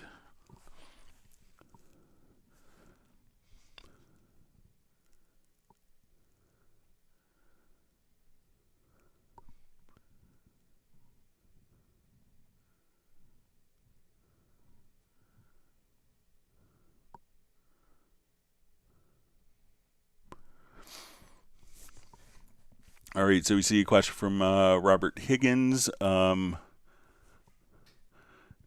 Just says, hi Greg, greetings from Morro Bay, California, or Canada. Says, I'm starting to work with a lot of stereo files. Can I adjust left and right channels separately, or do I have to convert stereo files to 2 mono files? So if you wanted to process them separately, you know, some plugins will give you that option to do it. I know some people may just want to adjust the balance between left and right channel. So let's say if we are doing something kind of like that, you know, where it's just a stereo file, and you're doing like just stereo editing.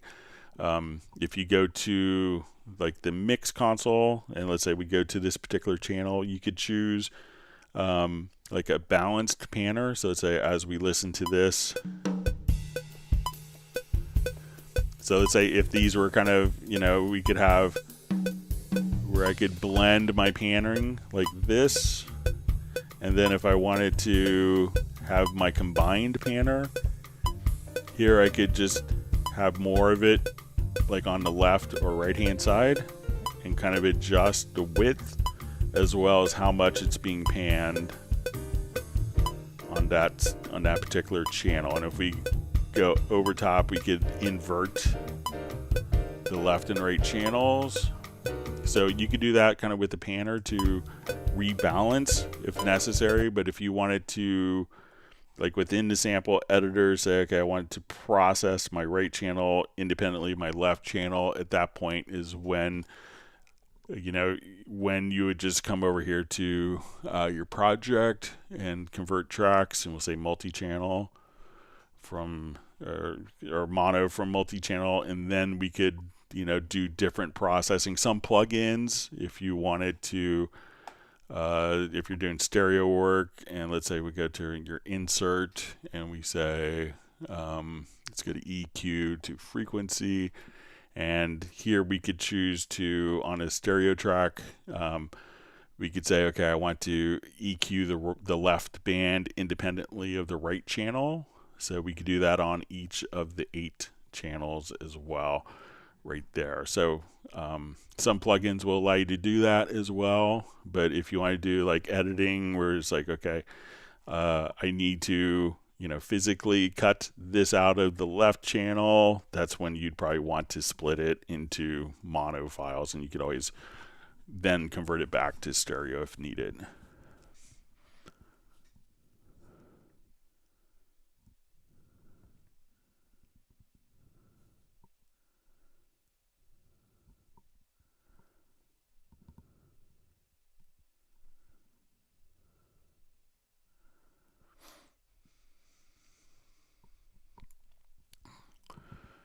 Okay.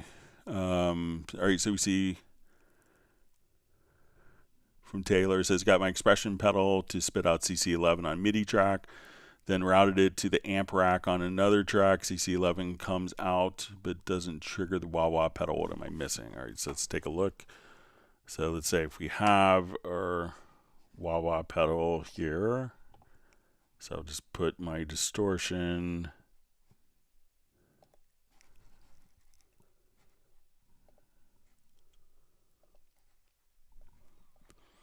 Okay, so let's come over here.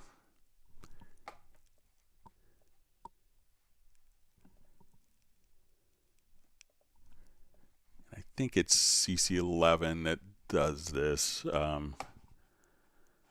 But you could always just come over. If you have it assigned as a quick control, just click on Learn, move the parameter, and then you could have that. And when you go to like your quick control, so you go to your VST quick control here, move that, and then your CC11 should automatically control this parameter to do it. So you can do it as a quick control, but I think that this will respond to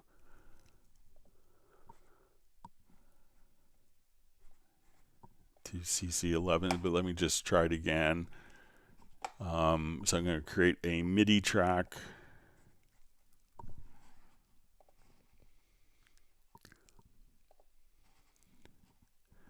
And I'm going to send this MIDI track out to the VST amp rack MIDI in. Okay, so, and let's come over here to my MIDI inserts, and I'll just get to MIDI control.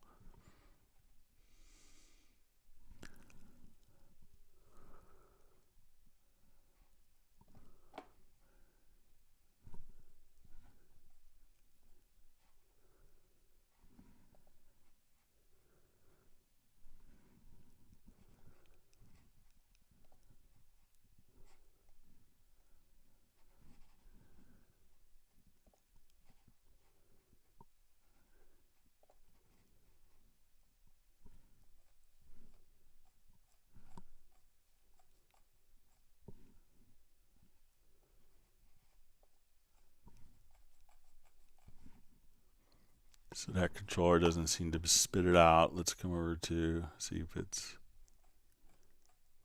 But yeah, I mean, you could definitely just kind of right click and, you know, assign, just do on to quick controls, Taylor. I'll play around with this some more and read up in a documentation, but I thought it was CC11 that automatically turned it on. But let me just check some of my track control settings here real quick.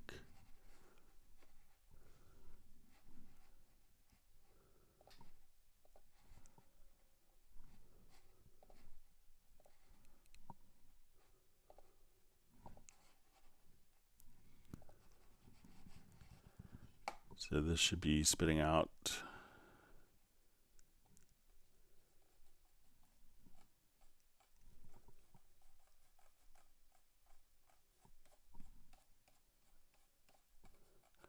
Yeah, but just try right clicking on it and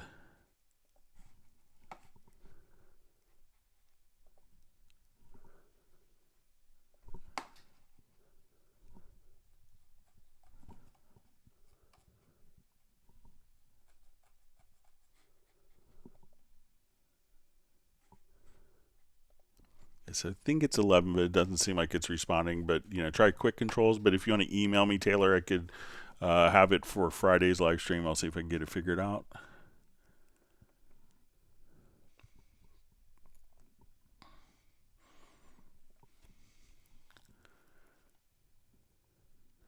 All right, Pablo wants everyone to smash the like button, and since he's so popular, we should all listen.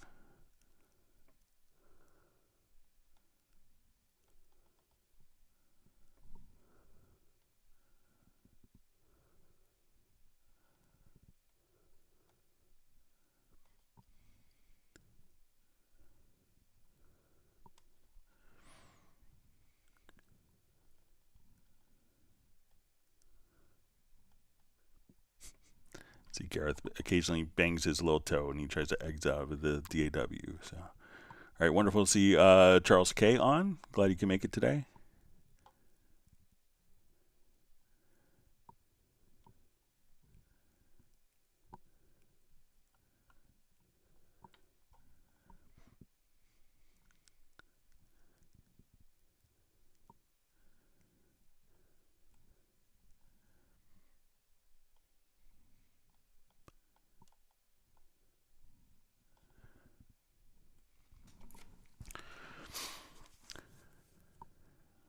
Okay, so we see just a question. When I use my scissors 3 times or more and my project crashes, how can I prevent that from happening?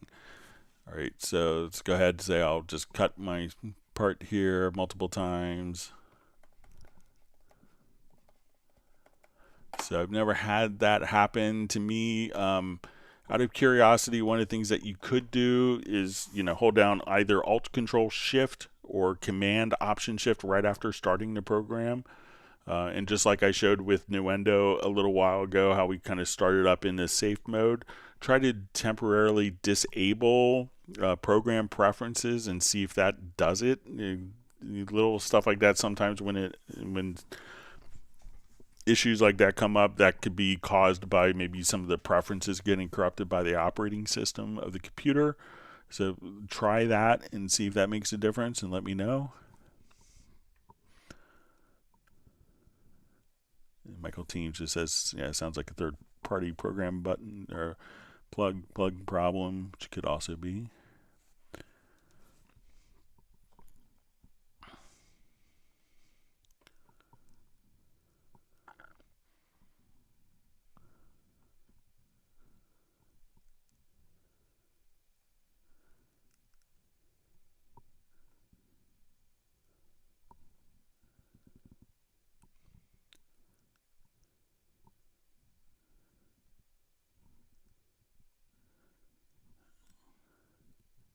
All right, just reading through comments. We're seeing some comments on Joe Meek gear.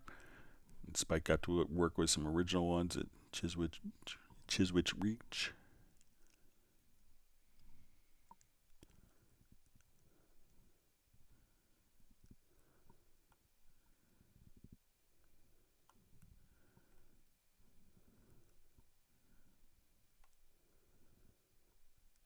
Looking through comments.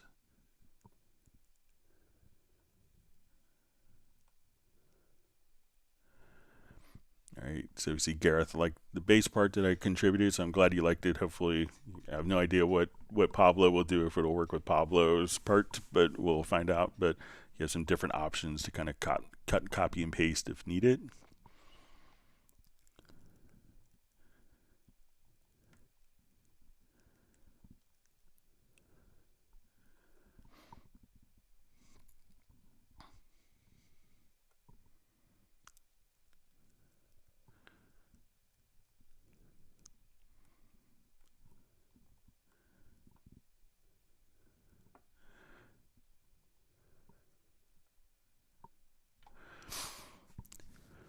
All right, so we have a question from Kevin. Just says, I need a Cubase if there's a way to put your own picture on your own song, your own picture on your own song you made. So, generally with Cubase, I don't know of a way to put like a graphics image on your song, but, that's often kind of, done either. I think you could do it in Wavelab, or, as you're uploading to different services, you could associate the particular metadata image and put an image on at that stage. All right, so we have East 49 checking in from Harlem, New York City. Thanks for joining us today. Miss going up to New York.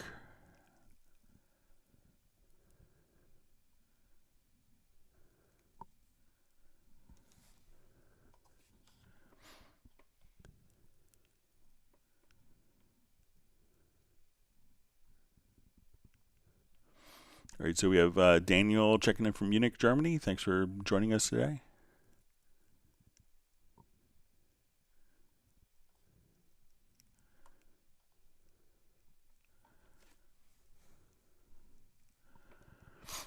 All right, so we see Satish asks, Kalaru, hi Greg, can you please show us how to use an additional ruler track in a project that is in bars and beats, like say to quickly find out the duration of a selection in minutes and seconds?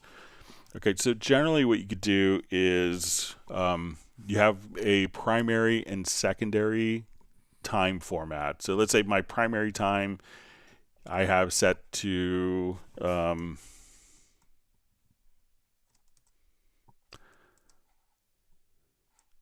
so I come here and I can see just on my info line, we can see the start, end, and length of our particular song here. But it's going to represent it in your currently active time format. Now, if we go to our time here, so we can see that we have, you may see kind of a primary time. So let's say that's set to bars and beats. And if we could also set a secondary time. So let's say I set that to seconds. Now, if you hit on an American keyboard, if you hit the period key just above and to the right of the space bar, you can toggle back and forth between the two time formats. So if I select this event, we can see that this is 257 257 measures, 2 beats, 2 16th notes, and 18 pulses. Or if I just switch this, we can say now this is 8 minutes 35.269 seconds. So it's just really whatever your master time format is set to. So, and again, that's just hitting the period key on a computer keyboard to toggle back and forth to switch between your primary and secondary time displays.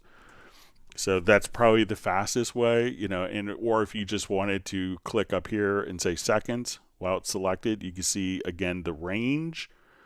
And, since our primary time display is set to seconds or beats, or if you have that set up where you just toggle back and forth, just hit your period key, and then you could see the length and range, of the selected event right there.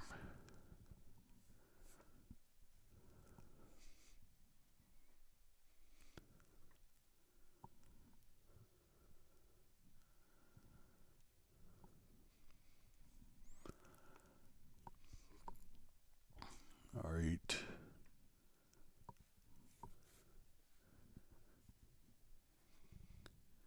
Guess I had a revelation for Gareth and Pablo. All right.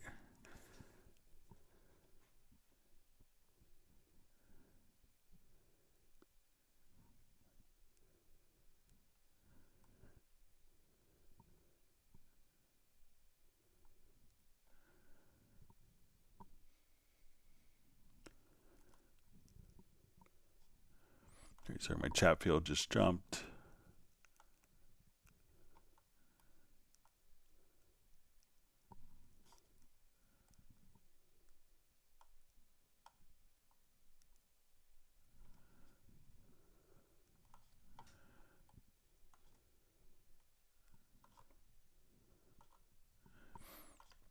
Trying to find my spot. Sorry, just bear with me. Okay, so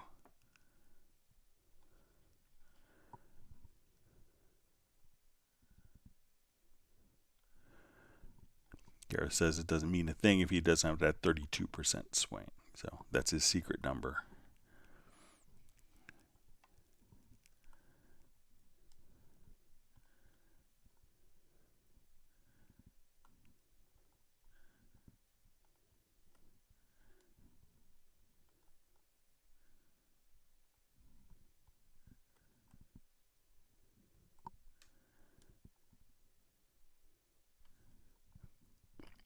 According to Gareth, Pablo is quantized by his girlfriend, so he arrives home on time. So,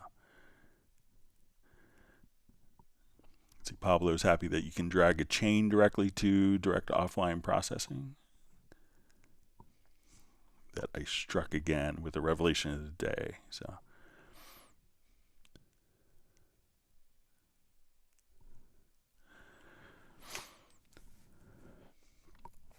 all right. So Kevin asks. You're just explaining what are the advantages of quantizing something. I can never remember. Could you tell me what the advantages are? So what quantizing is going to allow you to do is, to fix different rhythmic corrections. So let's say if I added a, so I'll just add a quick drum part here. All right, so we'll put in just a groove agent.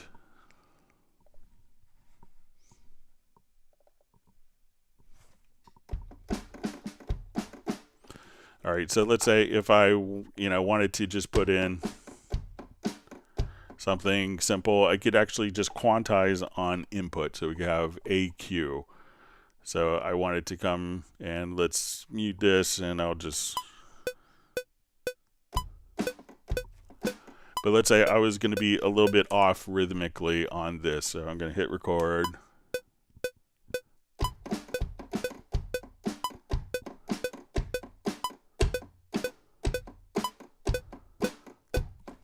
All right, so now let's say I was playing with horrific timing, but now when I look at this, I can just go. But if we could set it to quantize, let's say I want to quantize to quarter notes here. All right, so I'm going to set that as my quantized value. So let's say I played something just really horrific in time.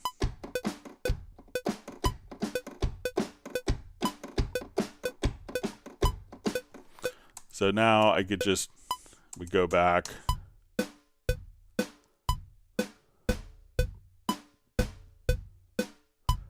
So what quantizing is going to do is to kind of fix the rhythmic timing of MIDI, and now we can kind of have the same flexibility with audio. So if you're a little bit early, a little bit ahead of the beat, you can fix those particular changes through quantization. So.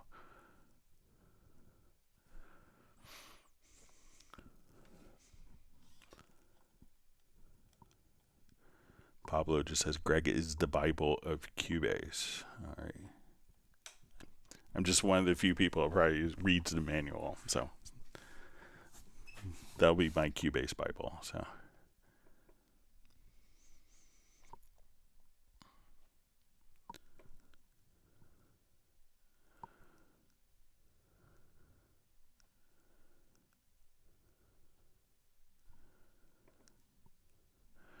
Okay, so we see Michael Pierce just says I use AMD Store.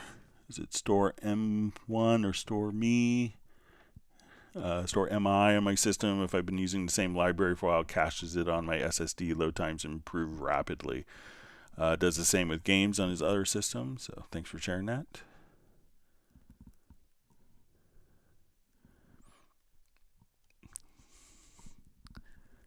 Gregorian, you see John Barry says we should start a Gregorian chant. It brings back too many memories of having to name the Gregorian chants played from a record in music history class in college. So still makes me nervous trying to differentiate between 3 hours of Gregorian chants we had to listen to for each week for a couple weeks for our listening identification.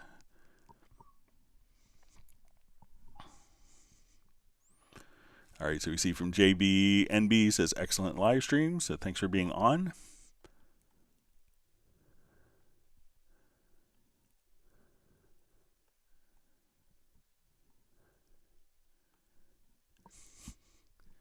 See that Pina Colada has a sister named Tina, so according to Nick.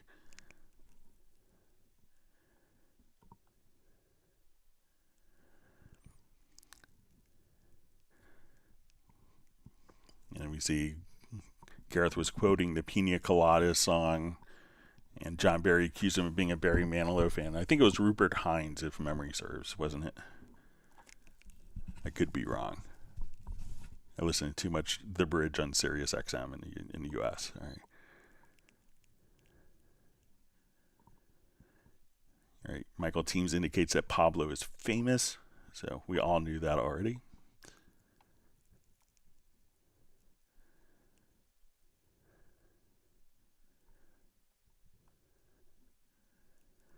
All right, so we see from Dallas LaRue that the Handbrake video conversion utility worked.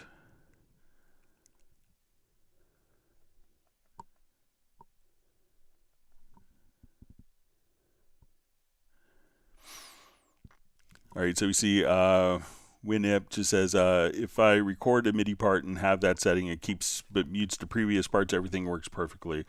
But when I stop and then restart recording, the previous take is not muted. So yeah, for some reason, it's only the mix stacked, no mute. You know, the stacked only seems to be working on the on the cycle record.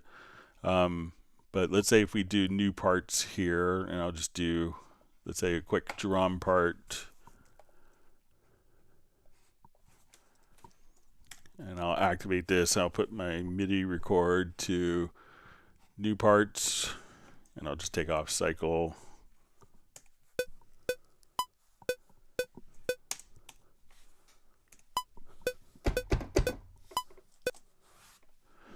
Okay, and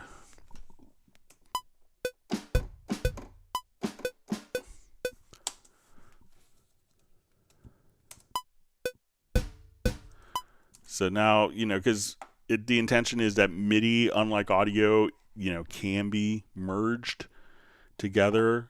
So, so that's kind of really the intention of it is often to, just merge different parts. So the functionality is a little different than audio. Where we could build up drum parts, and I'll take it off auto quantize, but so that's really kind of the intention, since MIDI can be merged, that's treated a little bit differently. But if you're cycling, that's when you could have the other parts automatically muted. But you could always, so I think if we start off this process, and let's just record. If I go to the right keyboard. If you wanted to then mute the event, and so you could manually mute, go back.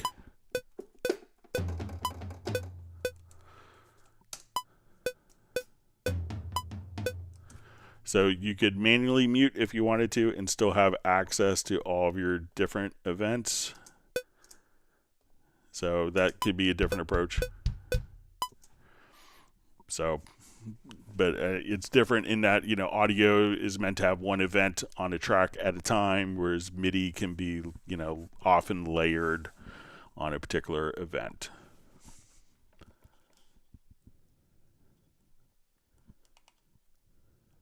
Thanks for all the great questions from everyone. Michael Teams wants people to smash the like button. And Pablo shares that he always creates tension in his shows. It's the power of being a drummer. Okay, so Kevin Mehmed's says he likes the Friendly's king size chocolate vanilla ice cream and the waffle cone. I'll have my son try it.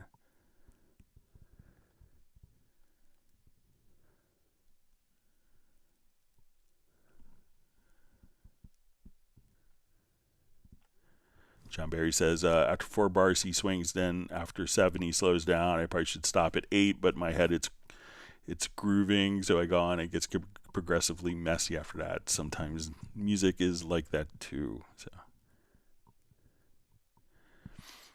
So we see Latoria Clinton says, wait, you did what with Teddy Riley? So I've known Teddy for 20 some years. He's a longtime Cubase user, but I've done presentations with him. We used to do them at NAMM quite a bit. I've done, and I think the one I mentioned was a clinic we did at Guitar Center Hollywood together maybe 15 years ago, and it was like 250 people. But yeah, Teddy's a long-time friend, so really incredible talent. So.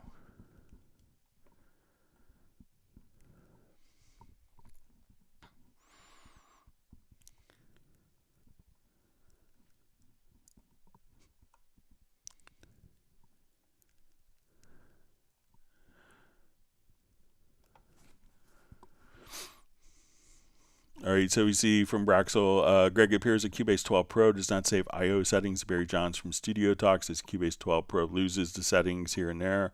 Please advise. So every time I have all of my settings, and I just come over here. So let's say I have, so sometimes like the external instruments and external effects and group effects aren't saved as presets, but say if I go to my control room again, here's my preset that I saved. So I think a lot of people may save an output and then go to the control room and realize that the inputs are saved separately than the outputs, and are saved separately than the control room as well. So I've never had a problem with it, and I kind of switch between different monitoring setups for surround and stereo, and and for the last 20 years I've never had an issue recalling presets. So, but I like Barry John's videos. I think he does some good stuff.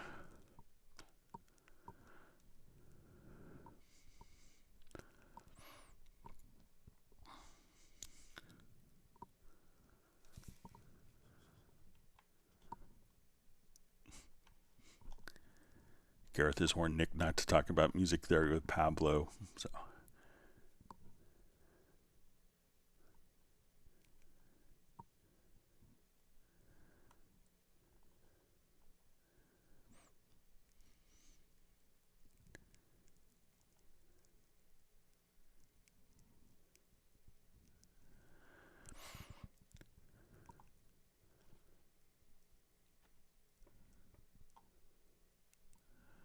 All right. So we see from Marvin Various, why is the wave symbol in the audio track in version 1 then after editing version 2? So maybe is it, I'm not sure if it's with, the version. So let's say if it's with the track version. So let's say if we duplicate this version and now I, make edits here, and we go back to the original. So I'm not sure if that's what you mean by the versions, and so why is wave symbol and audio track in version 1 then after editing version 2?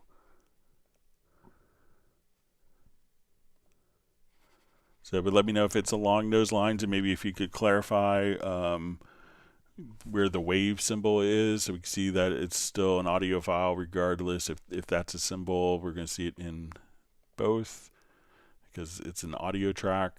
But if you could let me know what wave symbol is and where it's located at for Marvin, that would be helpful to me.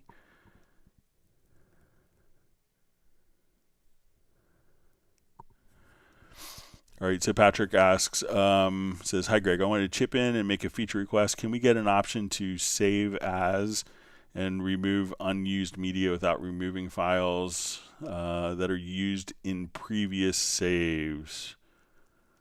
So it can be tricky because a lot of times people may have, I'll just show a quick example of this. All right, so it's pretty common for people, let's say if we come over here to my projects folder.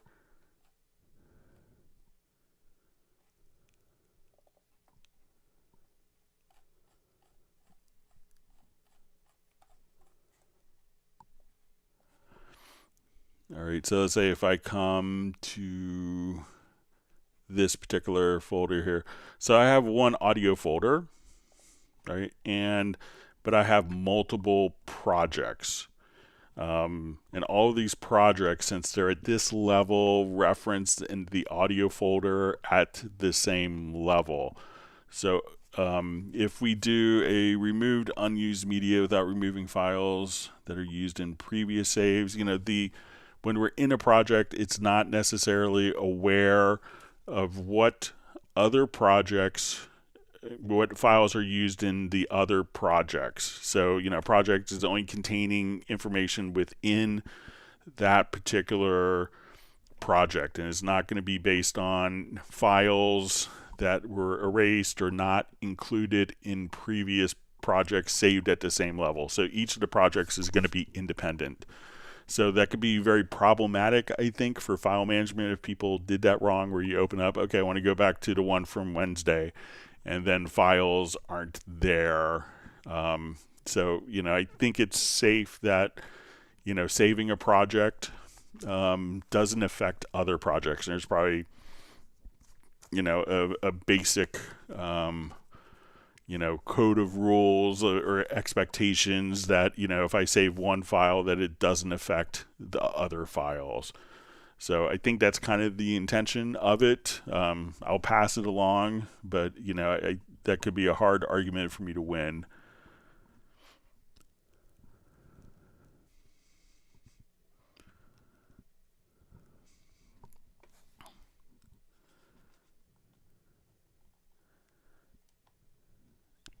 Gareth gets so happy when both Pablo and Michael teams are on. So.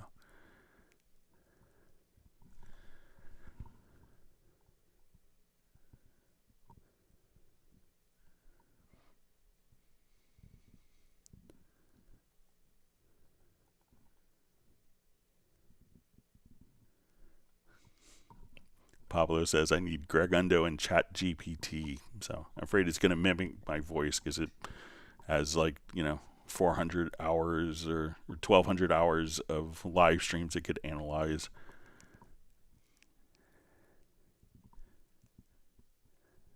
But then I wouldn't be able to have these fun live streams. So.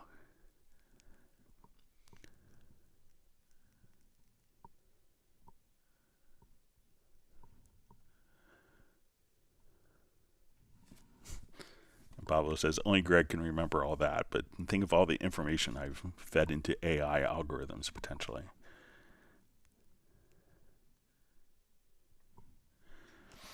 All right, so you see Kevin just mentioned he's in a rehab center close to where he lives, so we hope you get better soon and that you're able to go home and rest up and make some new music.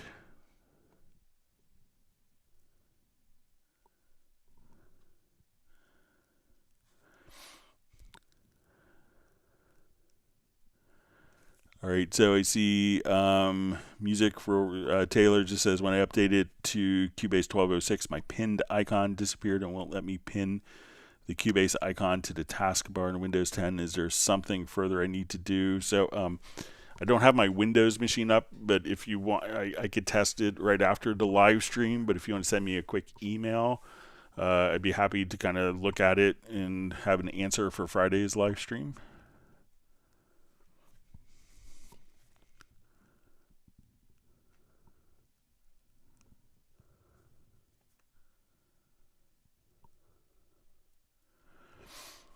Okay, we see from Kevin, he asks, is there a way to adjust the master of all your MIDI, MIDI tracks, the master volume, Eddie checks? Thanks. So, generally, with MIDI tracks, there's, once it's, you could see what's going on MIDI-wise in the meters. So let's say if we go to here, all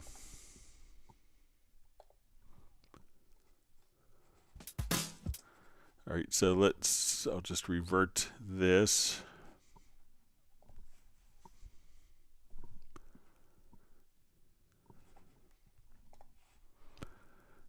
All right, so if I'm just playing kind of, MIDI itself doesn't necessarily have audio, but if I'm playing this, I could get an idea if I go to the meters, what the levels are, and then that would be the same when I render it as an audio file, and then you could set specific loudness levels using normalize if you wanted to.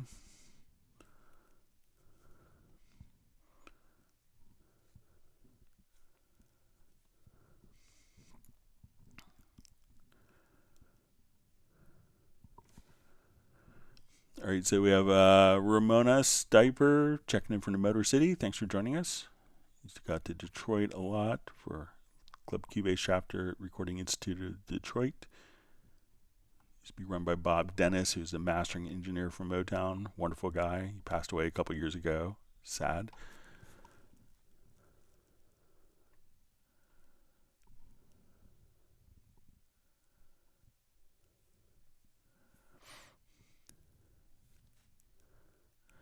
All right, so wonderful to see Robbie Bowling on. Says running late today from Dallas, Texas. And we see Gerald Ely from Martinez, California. Glad to have you both on.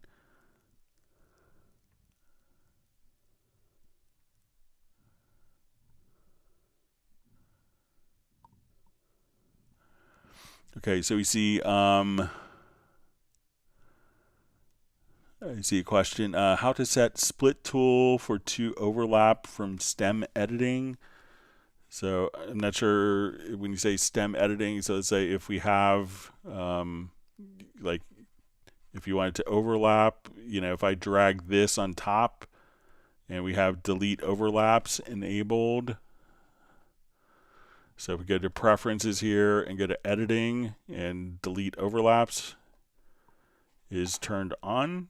Now when I drag this over top, we can see that the end of that file will be just deleted. So if I drag this over the back, it'll delete, whatever you're kind of dragging on top. So let me know if that's kind of what you want to accomplish with that.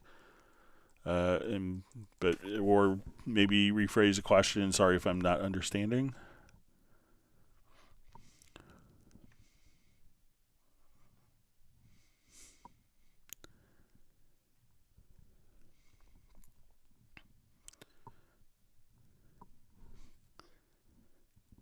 Gareth has revealed the secret that I'm connected to James Webb and no one can see what I can. So.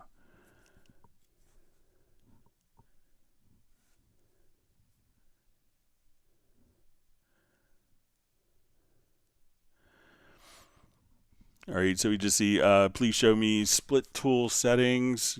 So again, if I just come over here, we could split the event. If I wanted to overlap, we could, do that very easily, but usually the split tool. So if I wanted to come over here, cut, if I wanted to cut in the same intervals, if I hold down the Alt or Option key, we can split that event into equal intervals, just like that. So those are some of the split tool options, but if you also want to split just by dragging over, you could do that as well.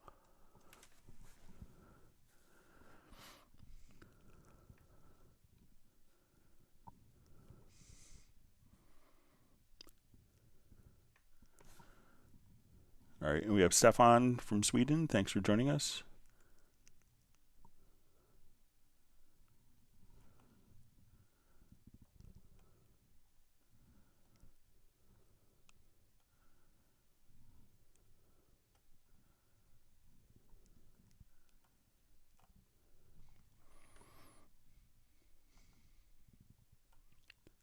All right, my chat field just jumped. All right, we see Sable Winters has made it on to the live stream. Glad you can make it today.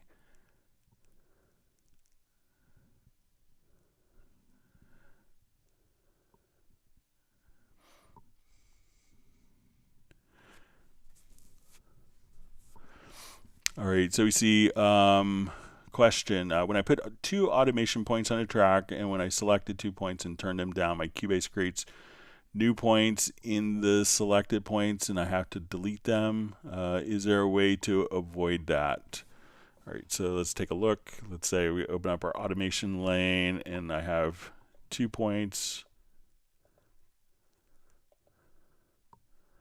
Okay, so let's come and we'll just kind of zoom in and make sure that we see kind of our 2 points here. So I'm going to, we'll put in just a single point here and 1 point here.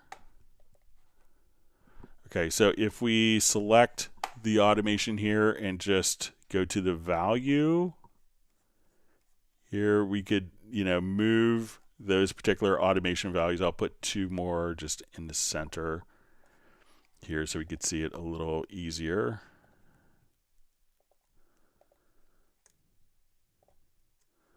Okay, so now that I have these points, if I go to the value, we can just bring the value like that. So that's with the object selection tool. We could adjust the value right there. And a lot of times if you're using kind of like the range tool, so let's say if we just select those, that's going to select the range. And then at that point we could, because the range is selected as opposed to the events. So again, depending on how you select it. So if I select the values here and go to the value, I could just keep those and it doesn't add 2 points.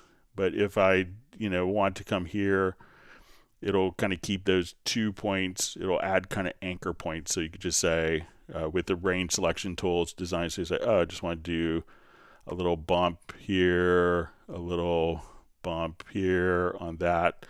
So try just to select the events and go to the value here. And then it won't create additional points. So let me know if that's helpful.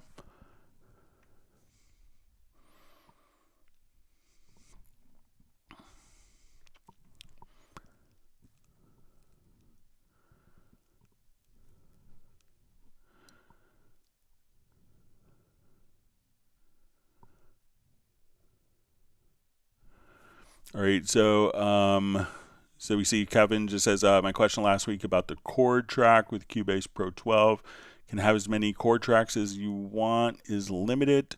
So with chord tracks, there's 1 chord track per project, but you could have different track versions. So if you wanted to just have 1 track version that has chords in it, 1 that has a completely different chord progression, so say, okay, I want to duplicate this. And let's come over here and we will just say we're going to transpose. I want this that's empty. I want chord progression number 1. So while you have 1 chord track, you could have multiple track versions within that chord track. So, and I don't think there's a fixed limit on how many track versions per track necessarily. So try using track versions on a chord track, Kevin.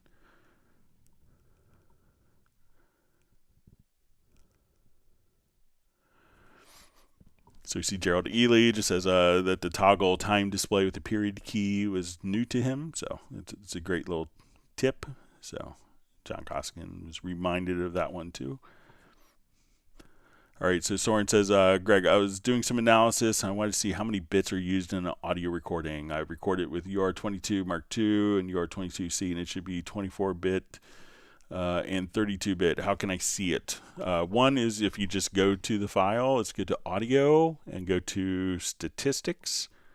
I think you could see the bit depth here. Let's just make sure. So we can see the sample rate and the volume, but it doesn't show the bit depth. But you could always, if you select the file here and you have the status line, so you can see this is record format of this file is 24-bit 44.1. So if you just look at it directly there, so if you wanted to go to, let's see if this is 24, it may have automatically changed that. But let's say if I record now, I set my project to, let's go to my project setup, and I set my bit depth recording to 16-bit, and I go to this track and we record on it. So we select this track, we see it's 2441. I go to this track, it's 16-bit 44.1. You could also see this in a pool. So if you go to your media menu and let's go to your pool window, here you could see as you kind of go on, you can see the file format. In the info line, it'll show you the sample rate, bit depth, and length of the file as well, right there in the pool. So let me know if that would be helpful for you, Soren.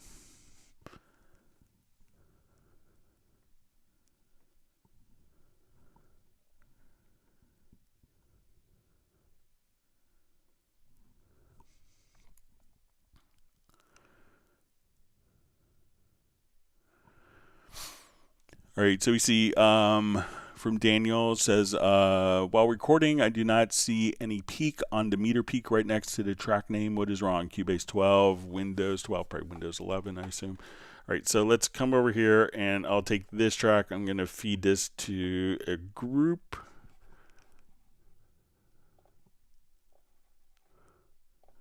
All right, and I'm going to take this group, and I'm going to add an audio track just so we could record the audio. So we're going to send this to group 1 as our audio input.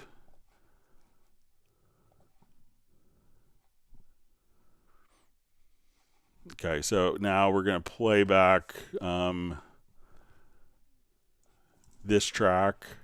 It's our vocal track. All right, so now it's being fed into our group, and we see the group indicated. Let me just make that less obnoxiously large. What right. dimension am I in? So, and if we come to this particular track and we say, okay, I don't have,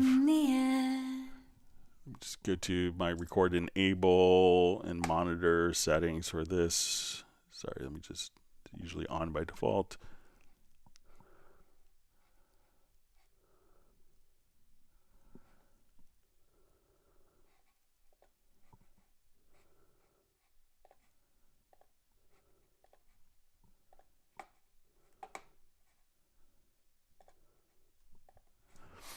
Okay, so now, as soon as we are,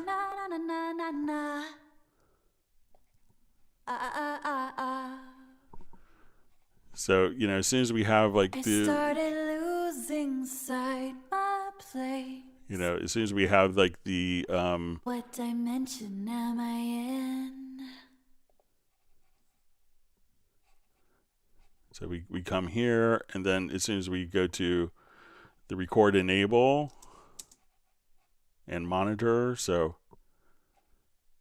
and let's make sure that this is, so this vocal track is now going out to the group. We should see kind of the input here.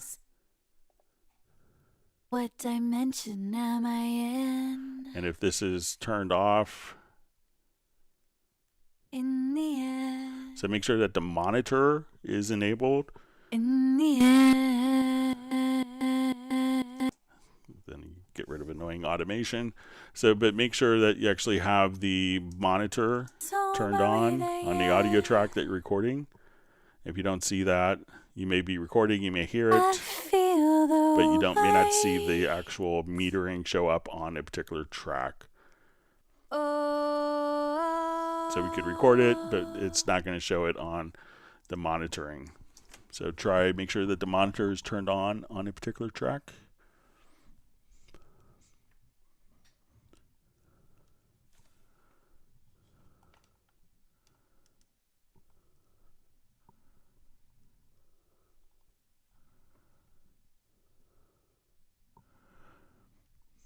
All right, so we see a question from Kevin. It says, it's Kevin again from the Rehab Center. What are we the last version of FaceTime with Lisa? Cubase 12, I meant minor update.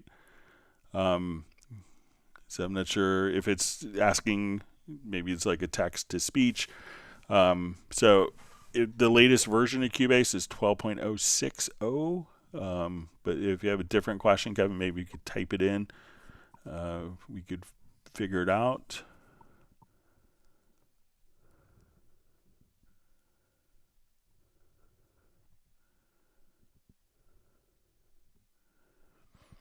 We see Daniel clarifies, I'm recording via mic, an audio track. Yeah, so check to make sure that, as you're recording an audio track, that you do have the monitor turned on, Daniel.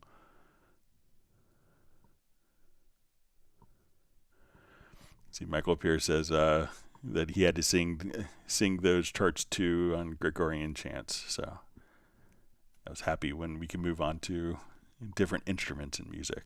So for our listening test, we used to have to do it every Friday. It was kind of a legendary class that would weed out more music majors than any other class. It was music history with Sam Cross at James Madison University. He was also my bass professor, just incredible individual and teacher. So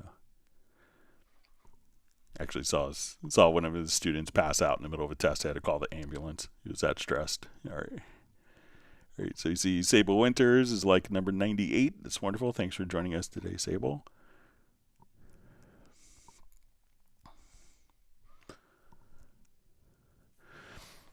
All right, so 2R Studio says, hi, Greg. Thanks as always. What specific gear should I have to be able to send out several cues to different headphone mixes? I own an audio interface, a Steinberg UR824. So the UR824 has 2 headphone outs. So you could use those 2 headphone outs. And on the 824, if you go to your studio, you'll see audio hardware set up. So you could route bus 2 and 3 to headphones 1 and 2. If you need more headphones, what you could do is use the available analog outputs, let's say, 5, 6, and 7 and 8. Feed those into a headphone amplifier. So you probably want stereo. So take outputs 5 and 6, outputs 7 and 8, feed them into 2 different headphone amplifiers. So it'll take the stereo ins. It'll convert it to a headphone impedance with a headphone amplifier, and then you could use that. So you could use your 2 available headphone outputs. With control room, if you need more, take the outputs, like stereo outputs from the interface into, and you could get an inexpensive $30-ish inexpensive headphone amplifier. And I have some that I got for a session that, wasn't paying well, but I needed different cue mixes. So I got Rolls headphone amps, and they worked fine for the session. No one complained. Everyone could hear fine. So take the stereo outs 5 and 6 and 7 and 8 into 2 different headphone amps, and then you could have the headphone volume control directly from there. So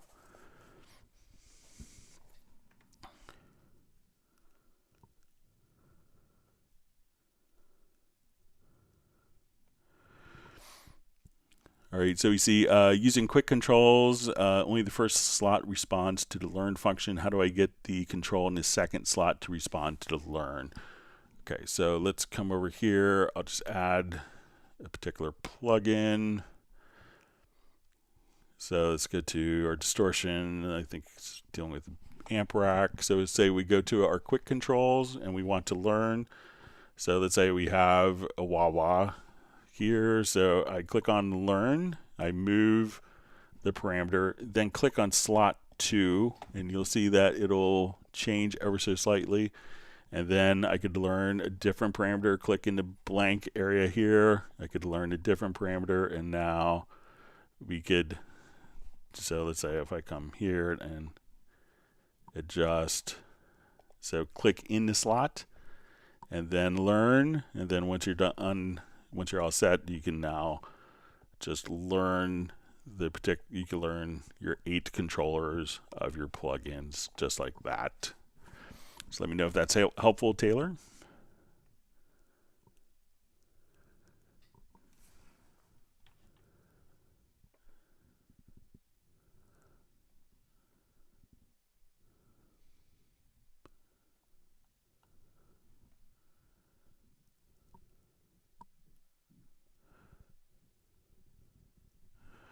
All right, so we have a question from Ben who asks, can I make a selection and devote a plugin to that selection only? So let's say if I wanted to do that, just worked on a tutorial for this, but we'll show you an idea here.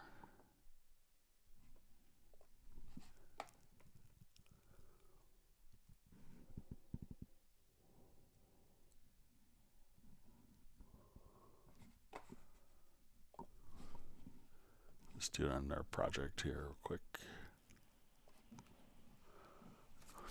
All right, so if we wanted to do like something, like a vocal delay throw, it's pretty typical.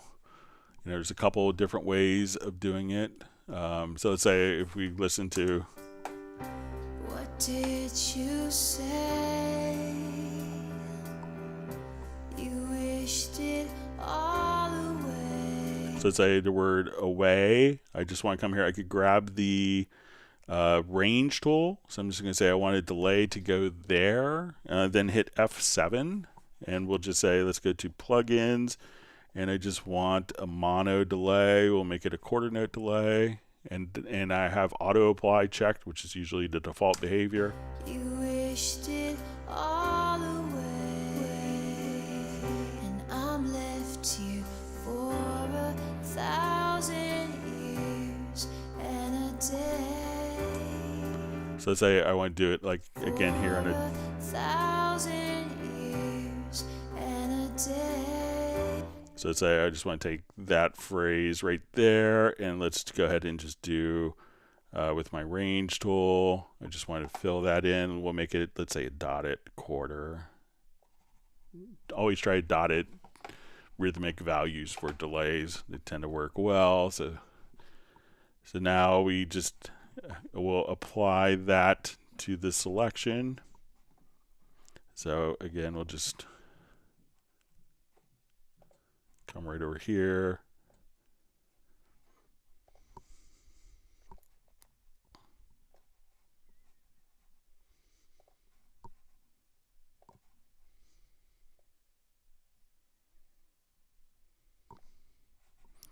So now we listen to it. Or even if you want to do something like You wished it all away. let's say even if you want to take just a quick, What did you say?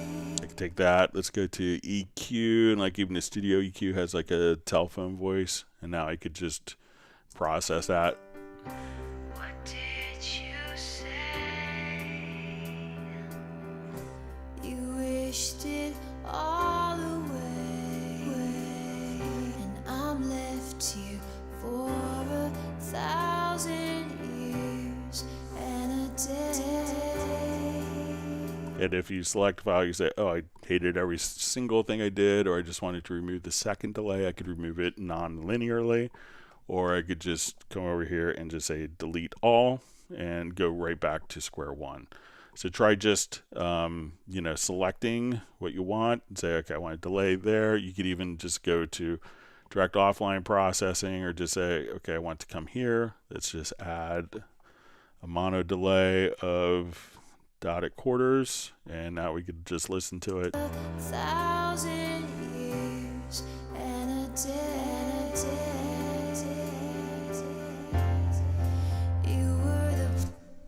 And then basically that's not processing in real time using audio real time processing. That is just kind of cooked into the file or embedded into the file. So it's not taking up additional CPU audio, like real time audio performance. It's just processing, just playing an audio file back.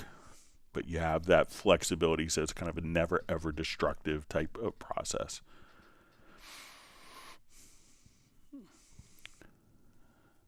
We see Jazz Dude mentioning that there is a maintenance update for Halion Sonic 7, so take advantage and get the latest version.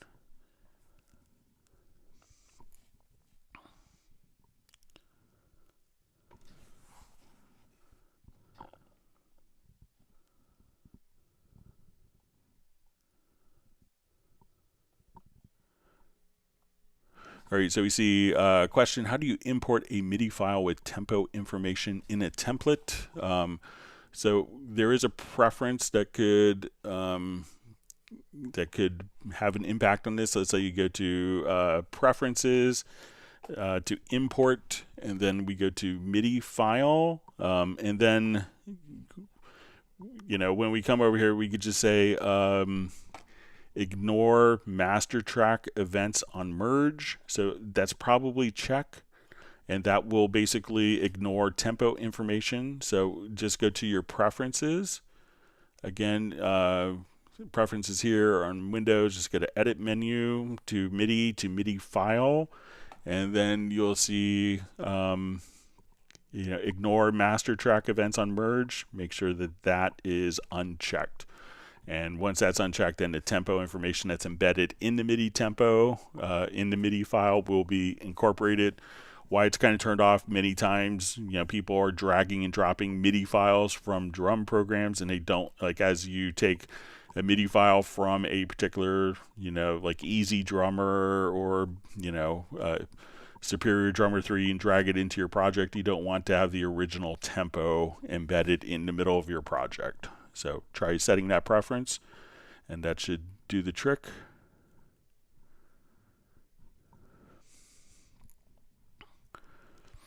Michael Teams wants people to whack the like button.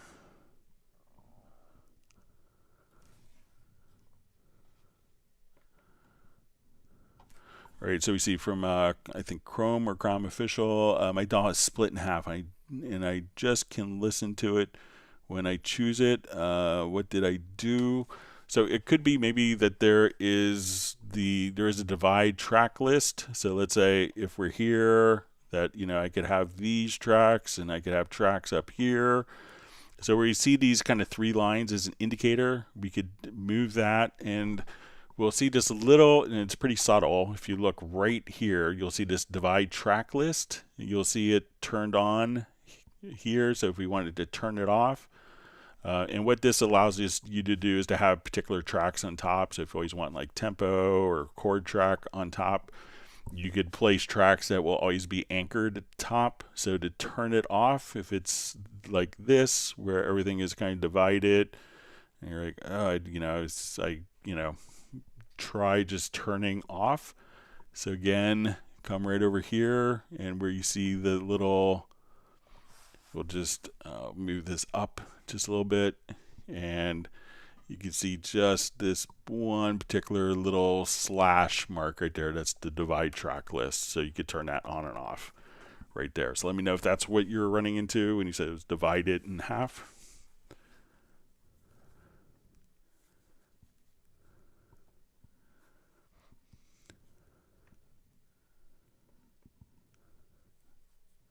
See, Kevin likes the Friendly's drumstick ice cream. It's available in Giant or Safeway. Those are kind of local stores in Washington, D.C. area.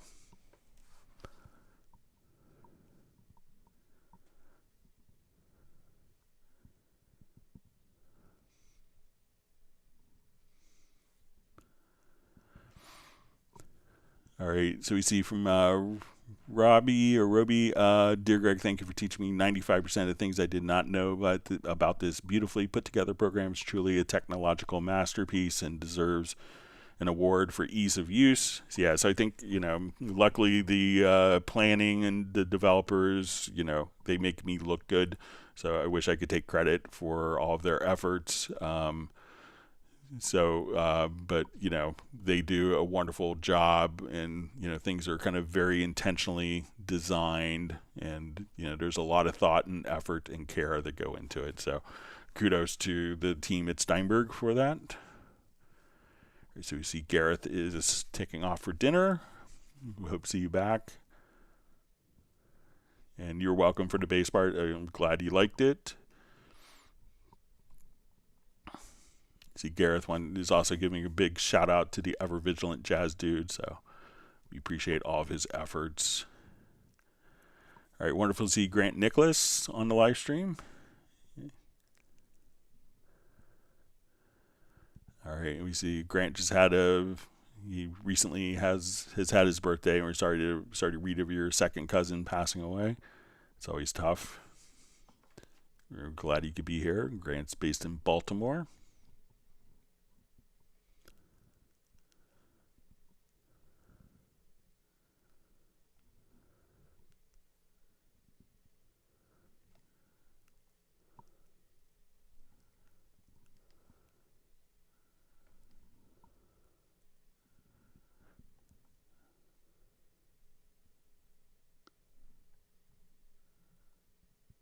Okay.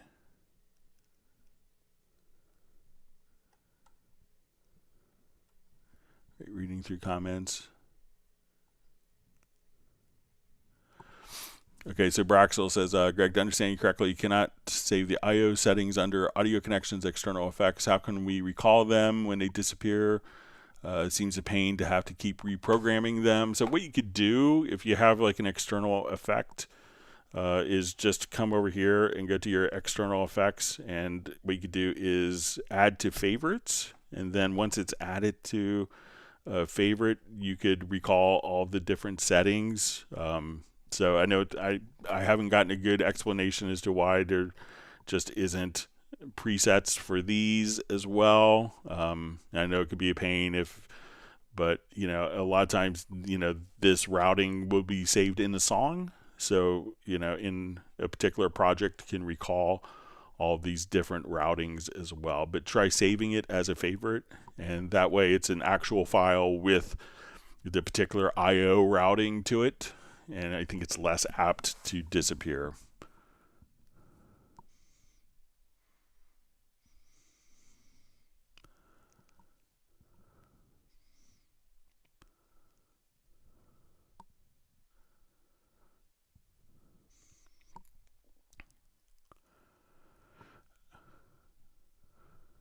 Okay. So we have a question. What's the difference between Cubase and Nuendo? So basically, Nuendo will have all of the features that Cubase has, plus it's going to offer some more specialized tools. Specifically for game audio, it's going to have some more extensive Dolby Atmos support with like multi-beds, external renderers. It's also going to have, so on the game side, it's going to have integration with Audio Kinetic Wise. It's going to have, more post-production functionality. So if you're doing reconforming, if you're doing automatic dialogue replacement, there are specific plugins like a Doppler effect.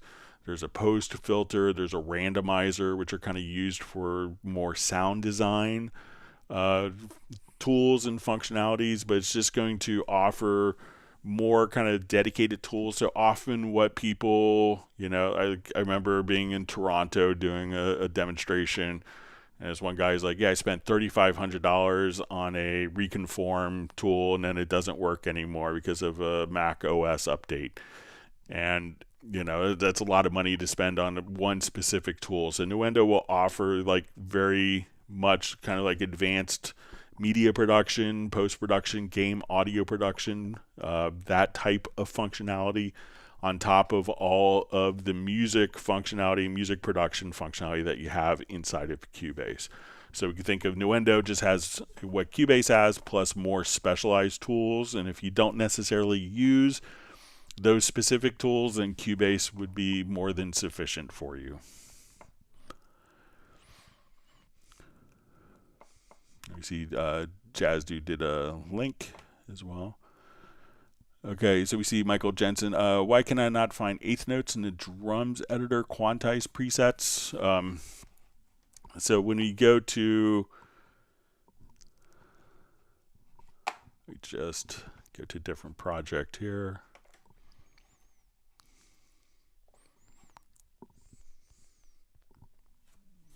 So I'm not sure if, there isn't quantized presets, but you can kind of have kind of the snap. So let's say if I wanted to come to this event here,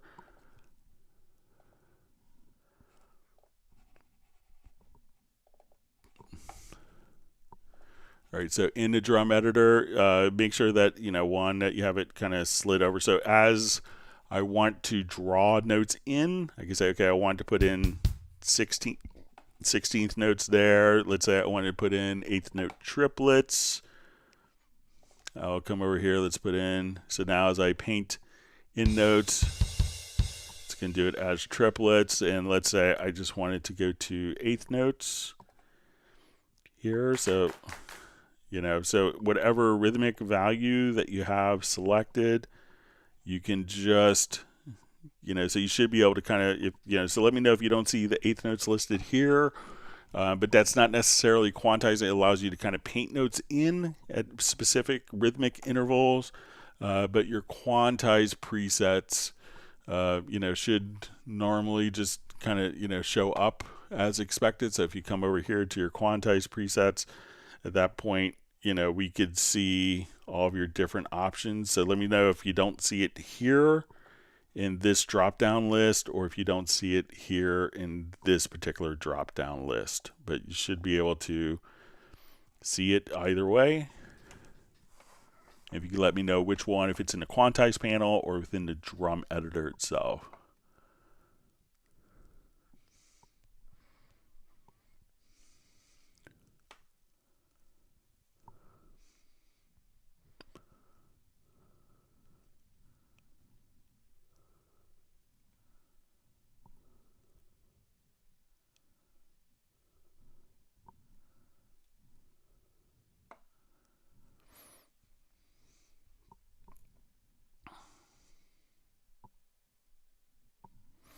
All right, so we see from the Ninja Scared, so it says, hey Greg, we are going to get a dedicated controller for Cubase or even Groove Agent like the Push 3. So with the, MIDI remote controllers that we have inside of Cubase, so we had one, Yamaha made one for Steinberg called a CC121, and that did really well. And then we lost some of the parts during COVID with different supply chain shortages. So unfortunately, it's out of production. But, really with the MIDI remote, you can use any control surface that you want and still really kind of get really deep levels of functionality.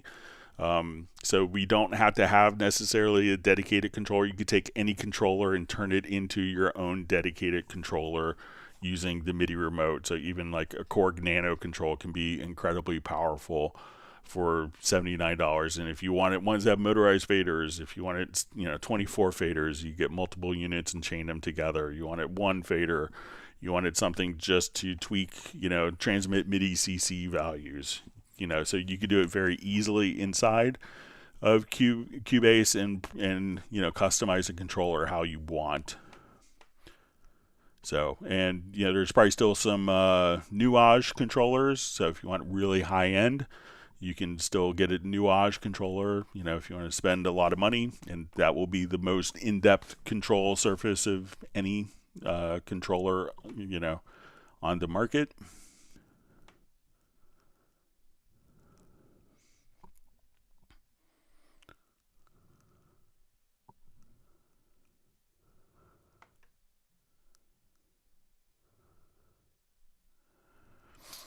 All right, so you see Kevin Ahmed says just wants to hear some like spectral layers, vocal removals. I think I may have kind of a project to share that. Let me just, where it's already kind of done, so we don't have to watch it again.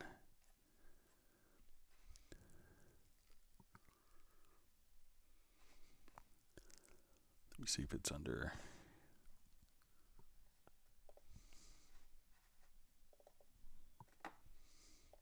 So once you do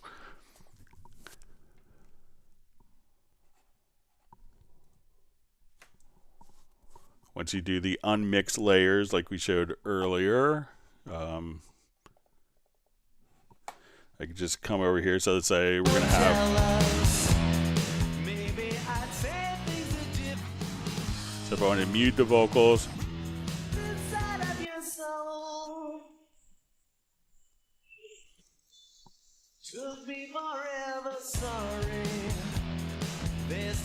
so if I wanted to take that, once we've unmixed that vocal, if I wanted to drag it into my project, I could just, let's just drag it right into an audio file. I'll move this up so now our vocals are isolated. And we could bring up or down the vocal, or do other processing. So if I want to add more reverb to it,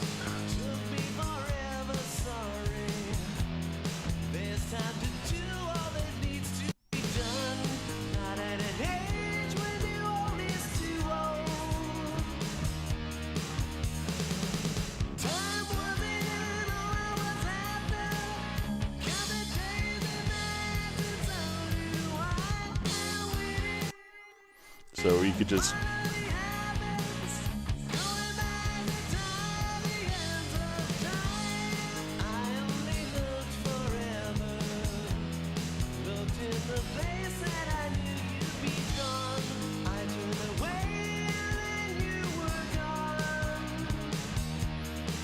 so again, I could just add more delay.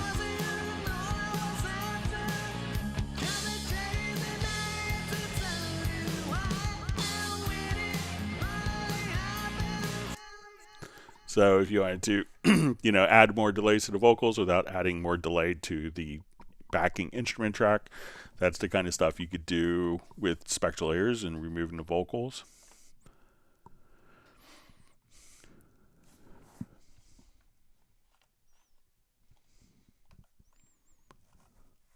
Thanks for all the great questions. Let me just...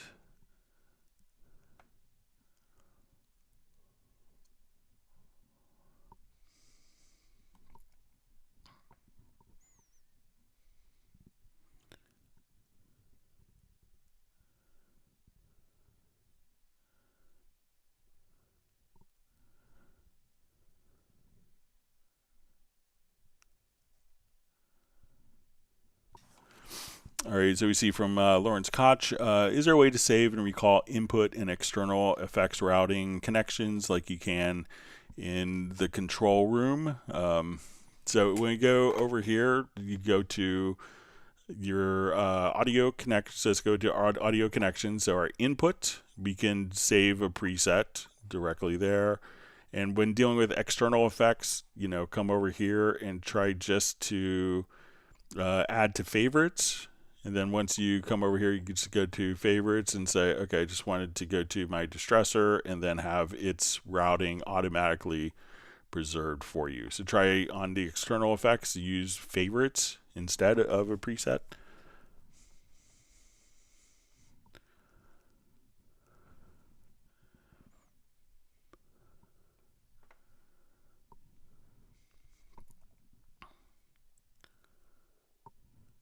See, Best Cream Jesus says, don't know if Cubase needs a dedicated controller, new Arteria Keylab. Custom integration is more or less how mine is set up.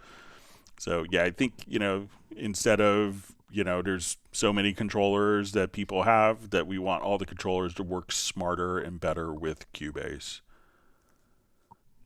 All right, so we see from Nungo60A says, I'm definitely going back to Cubase, been watching these videos and love what I see. So yeah, definitely jump back into the Cubase family. We're glad that you could take part of the live streams, and thanks for being here. And we hope to answer any questions you have when you get back into Cubase.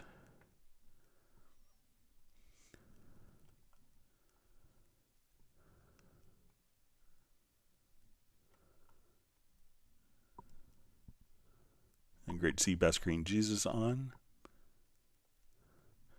All right, so we see Taylor from Music for World Peace Records says he restarted his computers. Now he's able to pin the Cubase icon to his taskbar.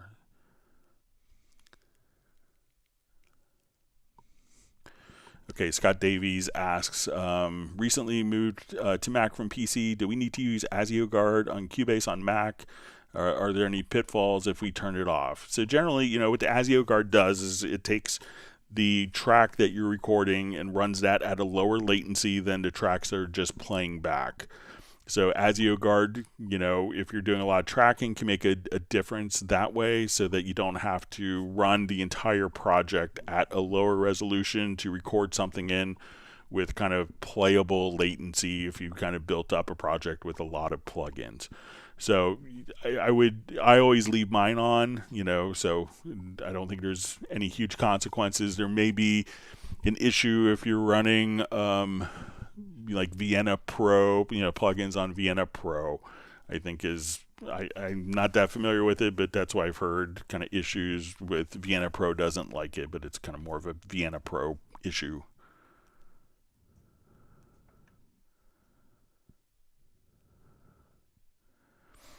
So you see Michael Jensen just says he's not seeing the eighth note in the drum editor. So, check to see, if we're here and, so say where we were before, we're not seeing eighth note listed here. So I would try to see, to hold down like Alt Control Shift or Command Option Shift and restart and see if you bypass the preferences, the current preferences, if that will bring back the eighth note to it. And if you want to send me a screenshot, I could do some research and you could email me at clubcubase@steinberg.de if you want to send a screenshot, and let me know also if it does it on all projects or just one particular project.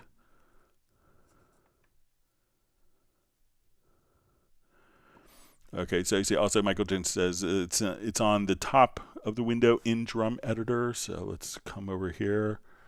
So let's say if we go to our quantized presets here, so I'm not sure if you see eighth note listed here. So maybe the eighth note was resaved as a different preset.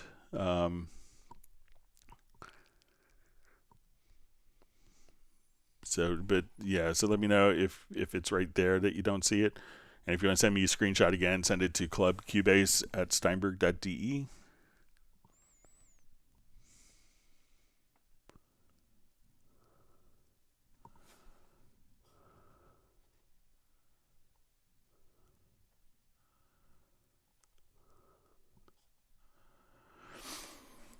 All right, so we see from DJ FK says, real question, Country Violin has no license on Cubase 12. So what instrument is Country Violin? Let me see if I could find it. So I'm not sure what instrument, if it's in Hallian Sonic SE, but let me just take a look. So I'll just add a Hallian Sonic and see if it's in there. So just add an instrument track, switch to Hallian Sonic.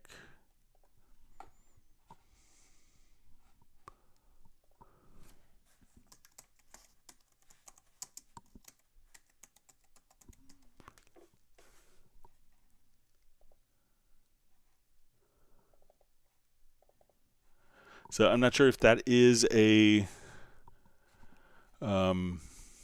that's a Steinberg instrument or another instrument.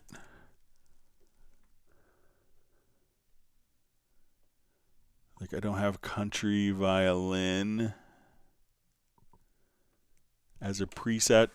So, if it's with a different instrument, or sometimes people will download sound sets that they don't have licenses for. But if you can let me know, like if it's with a particular library or what instrument Country Violin is in, that would be helpful.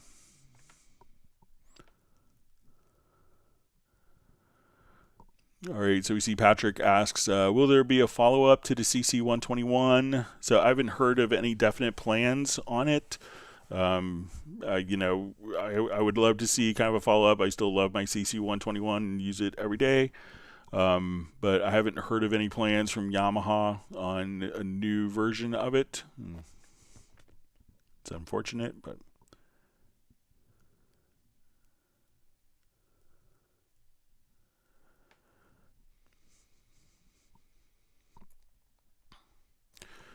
all right. So you see, Patrick just asks, I might have to buy a new one, but they are discontinued. My understanding is that I can't get a controller that follows a track selection outside of the bank of 8 tracks. So you can, it's just Mackie Control doesn't allow you to do that. So even, I'll just open up kind of a large project here, and I'll show you my Korg Nano control will follow. So, so let's just come over.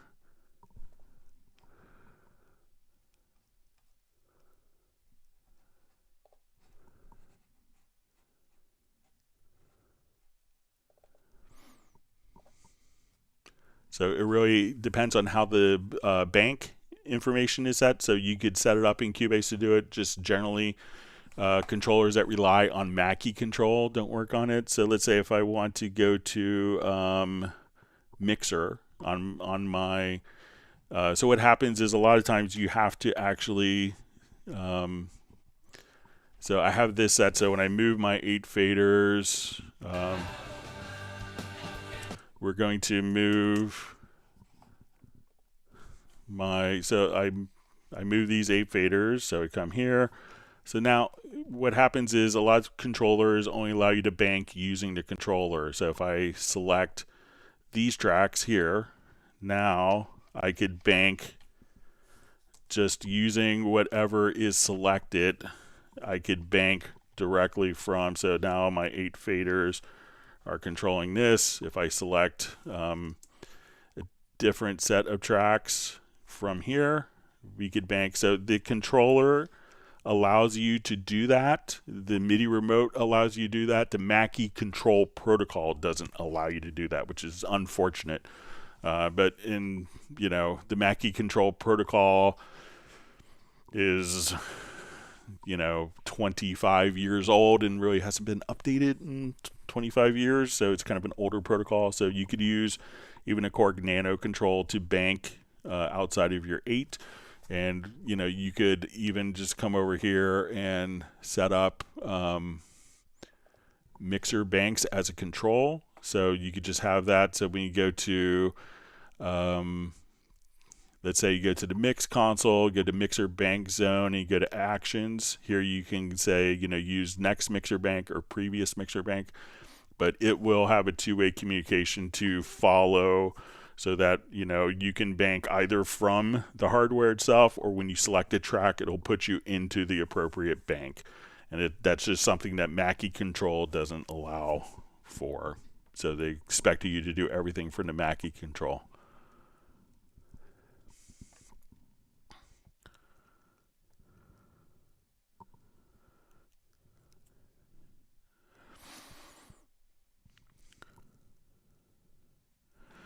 Okay, so we have Best Green Jesus just says, I have a strange question about updated VST sounds. What kind of things get updated? Are there patch notes? So sometimes they'll just indicate, it may say, like improvements to this, like it could be maybe velocity layers, or, were not as smooth, or, maybe, one velocity range on an instrument was silent on one particular note. So I haven't gone through the list. I kind of looked at, there was the update on my phone this morning, but I didn't go through all of the version history of it. But usually it may say something like worked on patches for continuity or something, but it may not say this particular patch had this issue, this patch had that. So.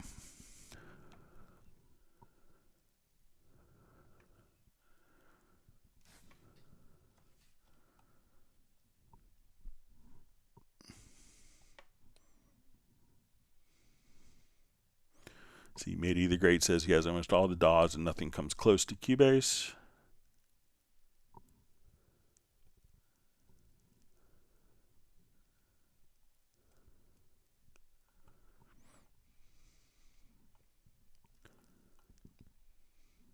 Okay, so we see Michael Teams has to go to a session. So have a wonderful session, Michael, and we'll see you on Friday. Thank you for the ice cream.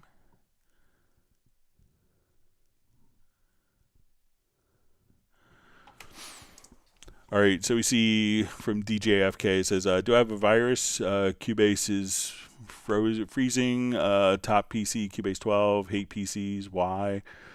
So make sure, there's a lot of things that could be kind of set up, so one, make sure that you have power management, that, check your display driver. There's a utility called Resplendence, Latency Mon, I think it's resplendence.com, so Latency Mon, M-O-N, and that could determine if there's going to be issues with particular hardware components that could cause interruptions into your audio performance.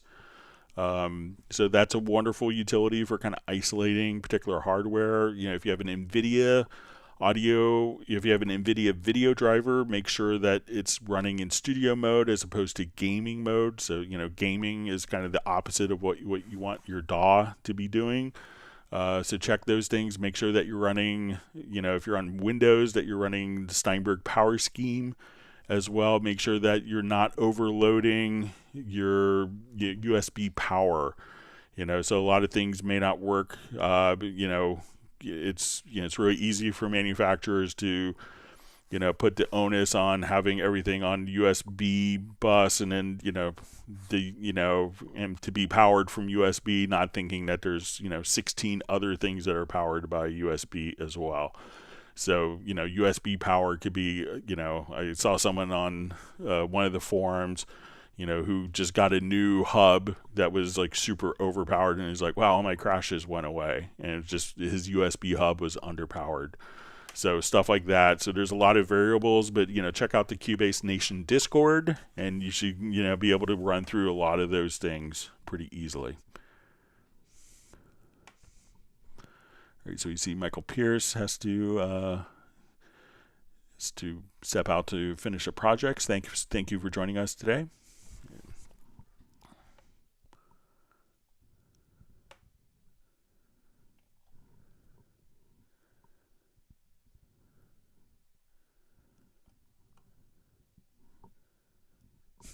Best Screens is great. Just mentions you got to learn the hard way that you can't download more RAM or processing power. So it's a good way of putting it.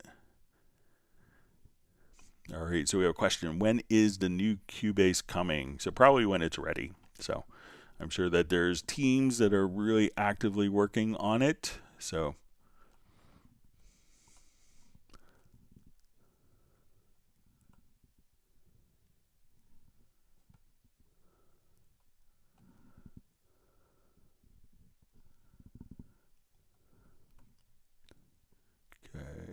just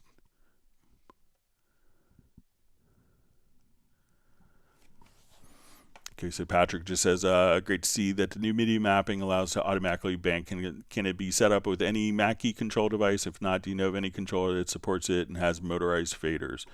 So, you could just basically not run your Mackie control as a Mackie control and be able to use it. So it's just when you go into your device setup and then you have it configured as a Mackie control, so if you disconnect it here, you could take your Mackie device and be able to have that functionality. So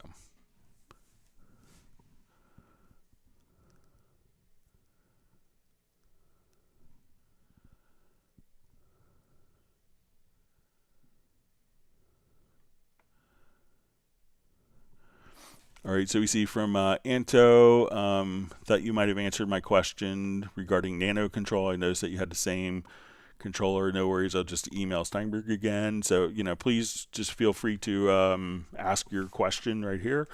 And if we could help you, we will. So, no problems. We try to help everyone that we possibly can.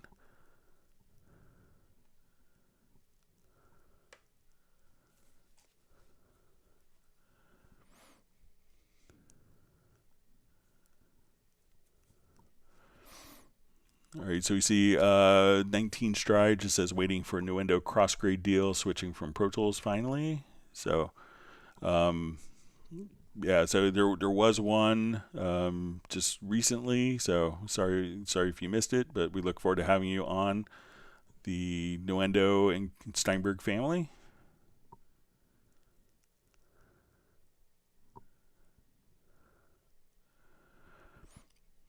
Okay, so we see from Swan J Music, they are taking forever to get rid of the dongle. I guess dongle.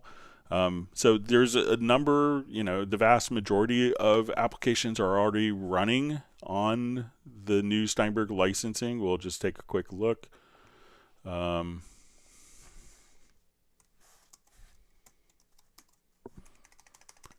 I think there's a list.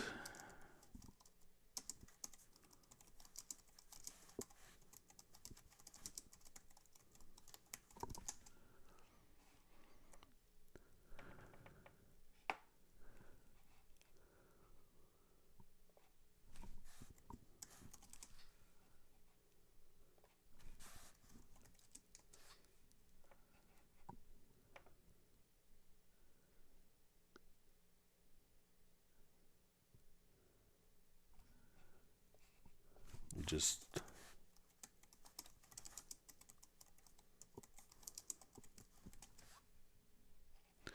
all right, so we could I just googled list of, so as you can see, the Absolute Collection 6, Backbone, Cubase 12, all iterations, Dorco Pro 4, Groovision 511, Hallian Sonic, Nuendo Live 3, Pad Shop 2, Retrolog, Spectral Layers, Video Decoder, The Grand, VST Live Pro, and Elements, Wavelab, all the different content that's available here. So we could just kind of see all the different content and applications. So all of these are running on the Steinberg licensing. So there's quite a bit.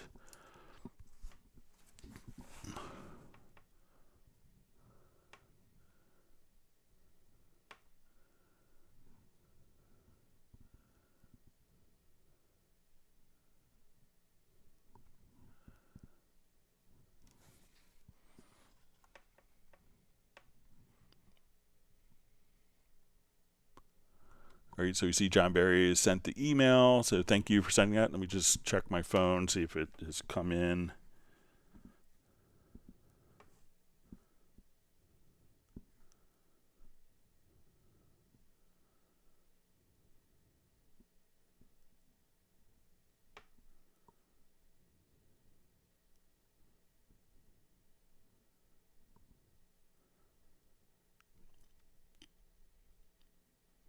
So I don't see an email coming in. I'll just look through. But make sure it's going to clubcubase@steinberg.de. Look forward to getting that, John. Sorry.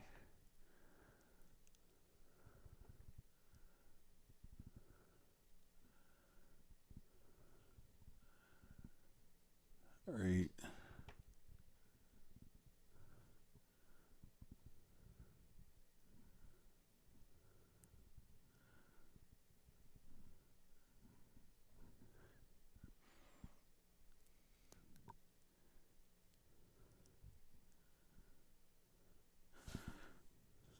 Yeah, and I see that Jazz Dude posted the email. All right, so I think I'm at the end of questions. Let's go to some of the questions that were mailed in.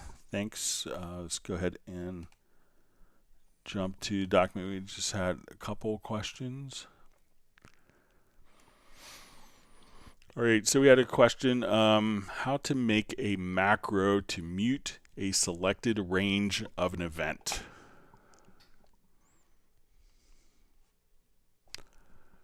Okay, so let's say I have an event range selected, and I think what we need to do on this is to, let's say I have this selected, and I'm going to have the track selected as well. So I think I made a macro.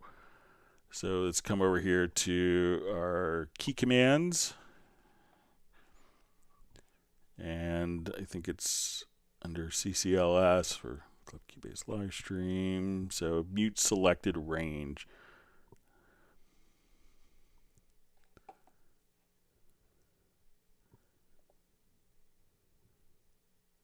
Okay, I don't think I need that. So I'm going to remove. All right, so what I'm going to do is set the locators to selection, split the range, go to the object selection tool, auto select the events under the cursor. So we're going to activate that preference. Go to the left locator, advance one frame, and then auto select events under the cursor to take that off, and then we're going to choose to mute the selected event. So I'm going to come, and let's go to edit, to macros, and we'll say mute selected range of the track, and then that will just mute that particular range. So if you want to just come here, you could always hit Shift X, switch to the mute tool, and do it like that if you didn't want to do make a macro. But if you wanted to do it via macro, we could just select the range, and I'll go to my key commands.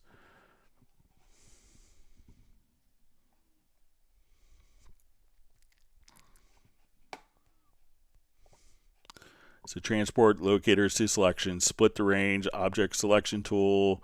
We're going to activate the preference, auto select events under cursor. So this is kind of, as we discussed earlier, having a macro that turns the preference on. That's generally deactivated by default. Go to the left locator. We're going to nudge the frame, nudge the cursor from the left locator to move over the event. Then we're going to so that will select the event and then select the events under the cursor and then mute the events. So again, as we do that, and you want to make sure that the track is selected as you do this.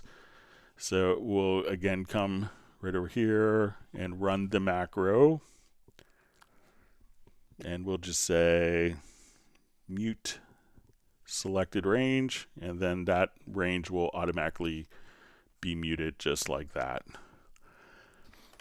All right, last Friday we had a question. It was how to record to multiple folders in Nuendo Live 3, and I didn't have a license for it yet, so I went and got one so we could show that today. So let me go to the applications. Let's open up Nuendo Live 3. And this comes with many different Yamaha consoles.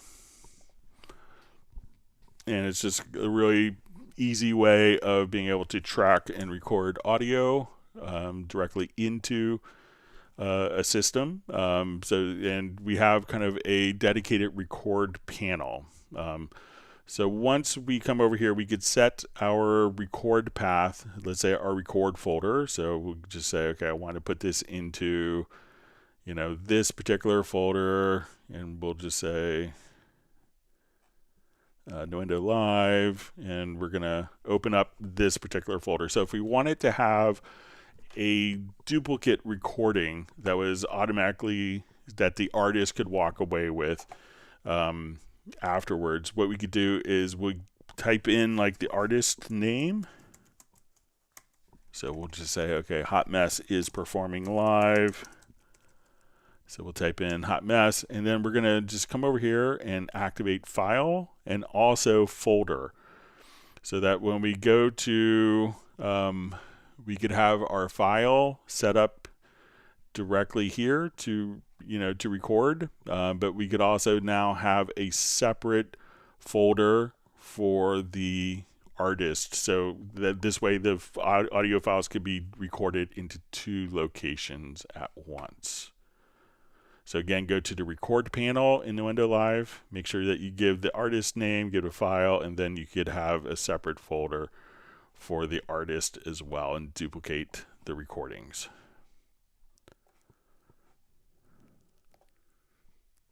All right, let me jump back to our live questions.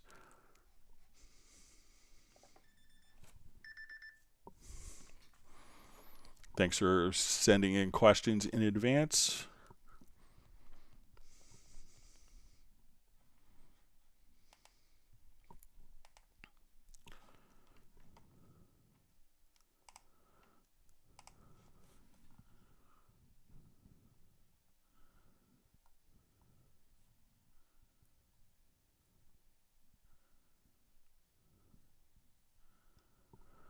Okay, you see Pablo Vasquez. Pablo's just saying how much he loves Howling in 7. Highly recommend it. And he's going to get dinner. Thanks for joining us. Great to see you on, Pablo.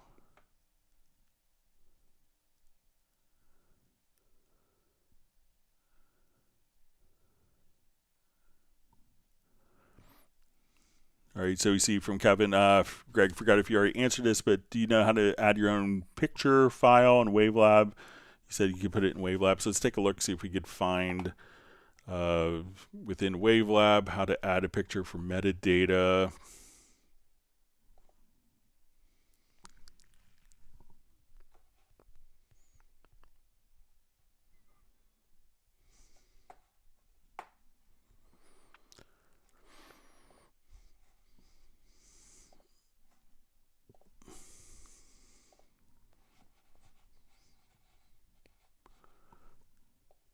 Okay, so I come here, let's go to metadata on Wavelab and let's edit.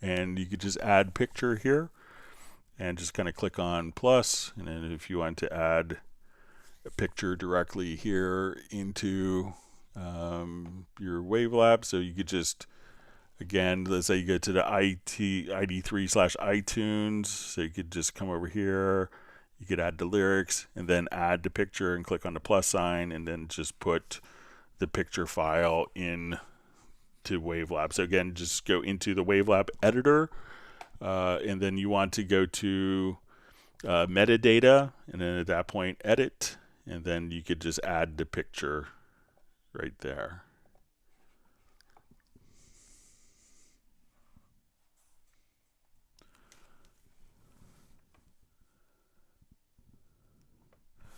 All right, so we'll exit out of Wavelab, and I'm sure my next question will be Wavelab now that I've quit.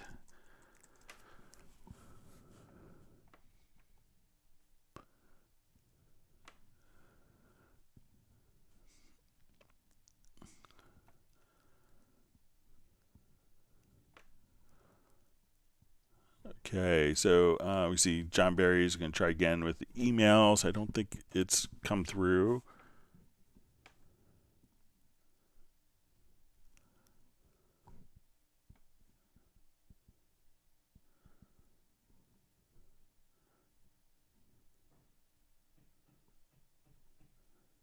Just checking my email.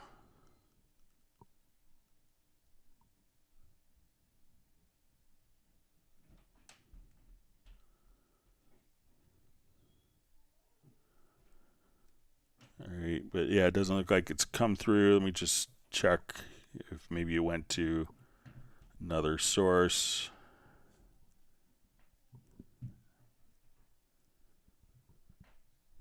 And sometimes it gets forwarded to my email address as well. So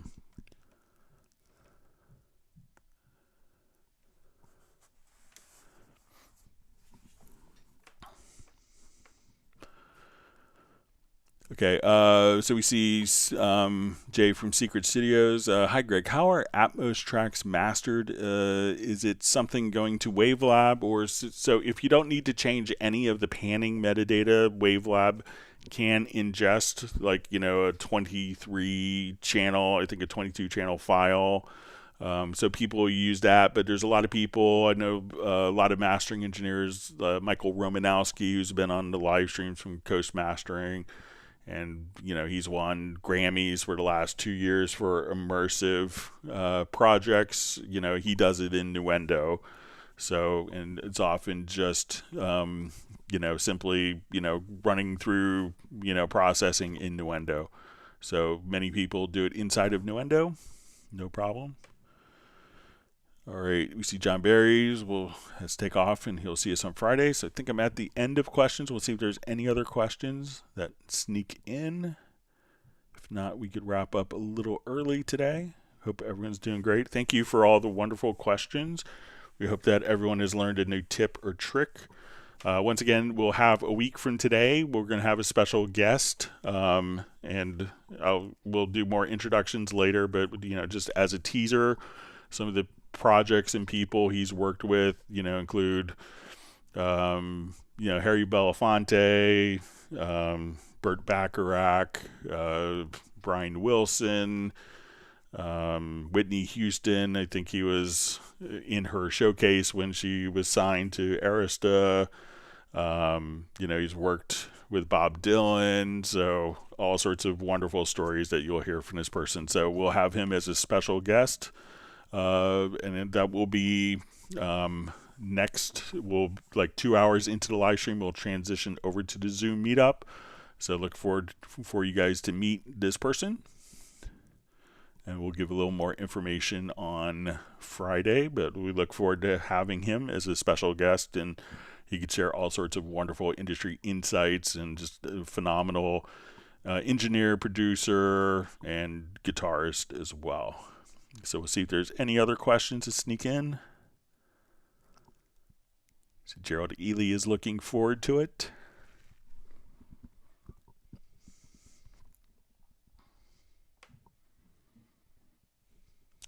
We'll see, and there's a bit of a delay from when I talk to when it goes, so we'll see if there's any other questions come in. If not, we hope that everyone has learned a new tip or trick and that people have able to use their Cubase or other Steinberg products better. Just wait another 30 seconds or so, and then we'll go ahead and wrap up. So once again, we'll be here on Friday starting at 1 p.m. U.S. Eastern Time, and we do this on Tuesdays and Fridays.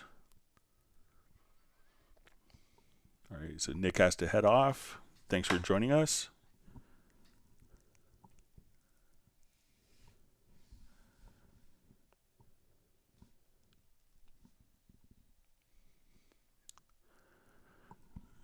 Let's see.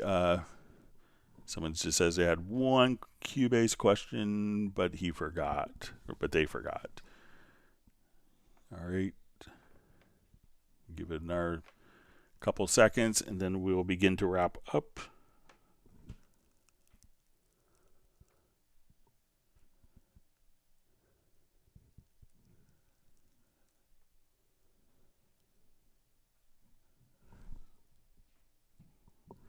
Okay, so with that, we will go ahead and wrap up. So again, we'll be having our Zoom meetup on Tuesday. We will go ahead and wrap up. We want everyone to stay safe and healthy. We want everyone, and if you have questions that you want to submit in advance, send it to clubcubase@steinberg.de. And we look forward to seeing everyone on Friday, and then we'll have a great Zoom meetup on 1 week from today on Tuesday. Thank you very much. Have a wonderful day, and we will see you on Friday. Thank you.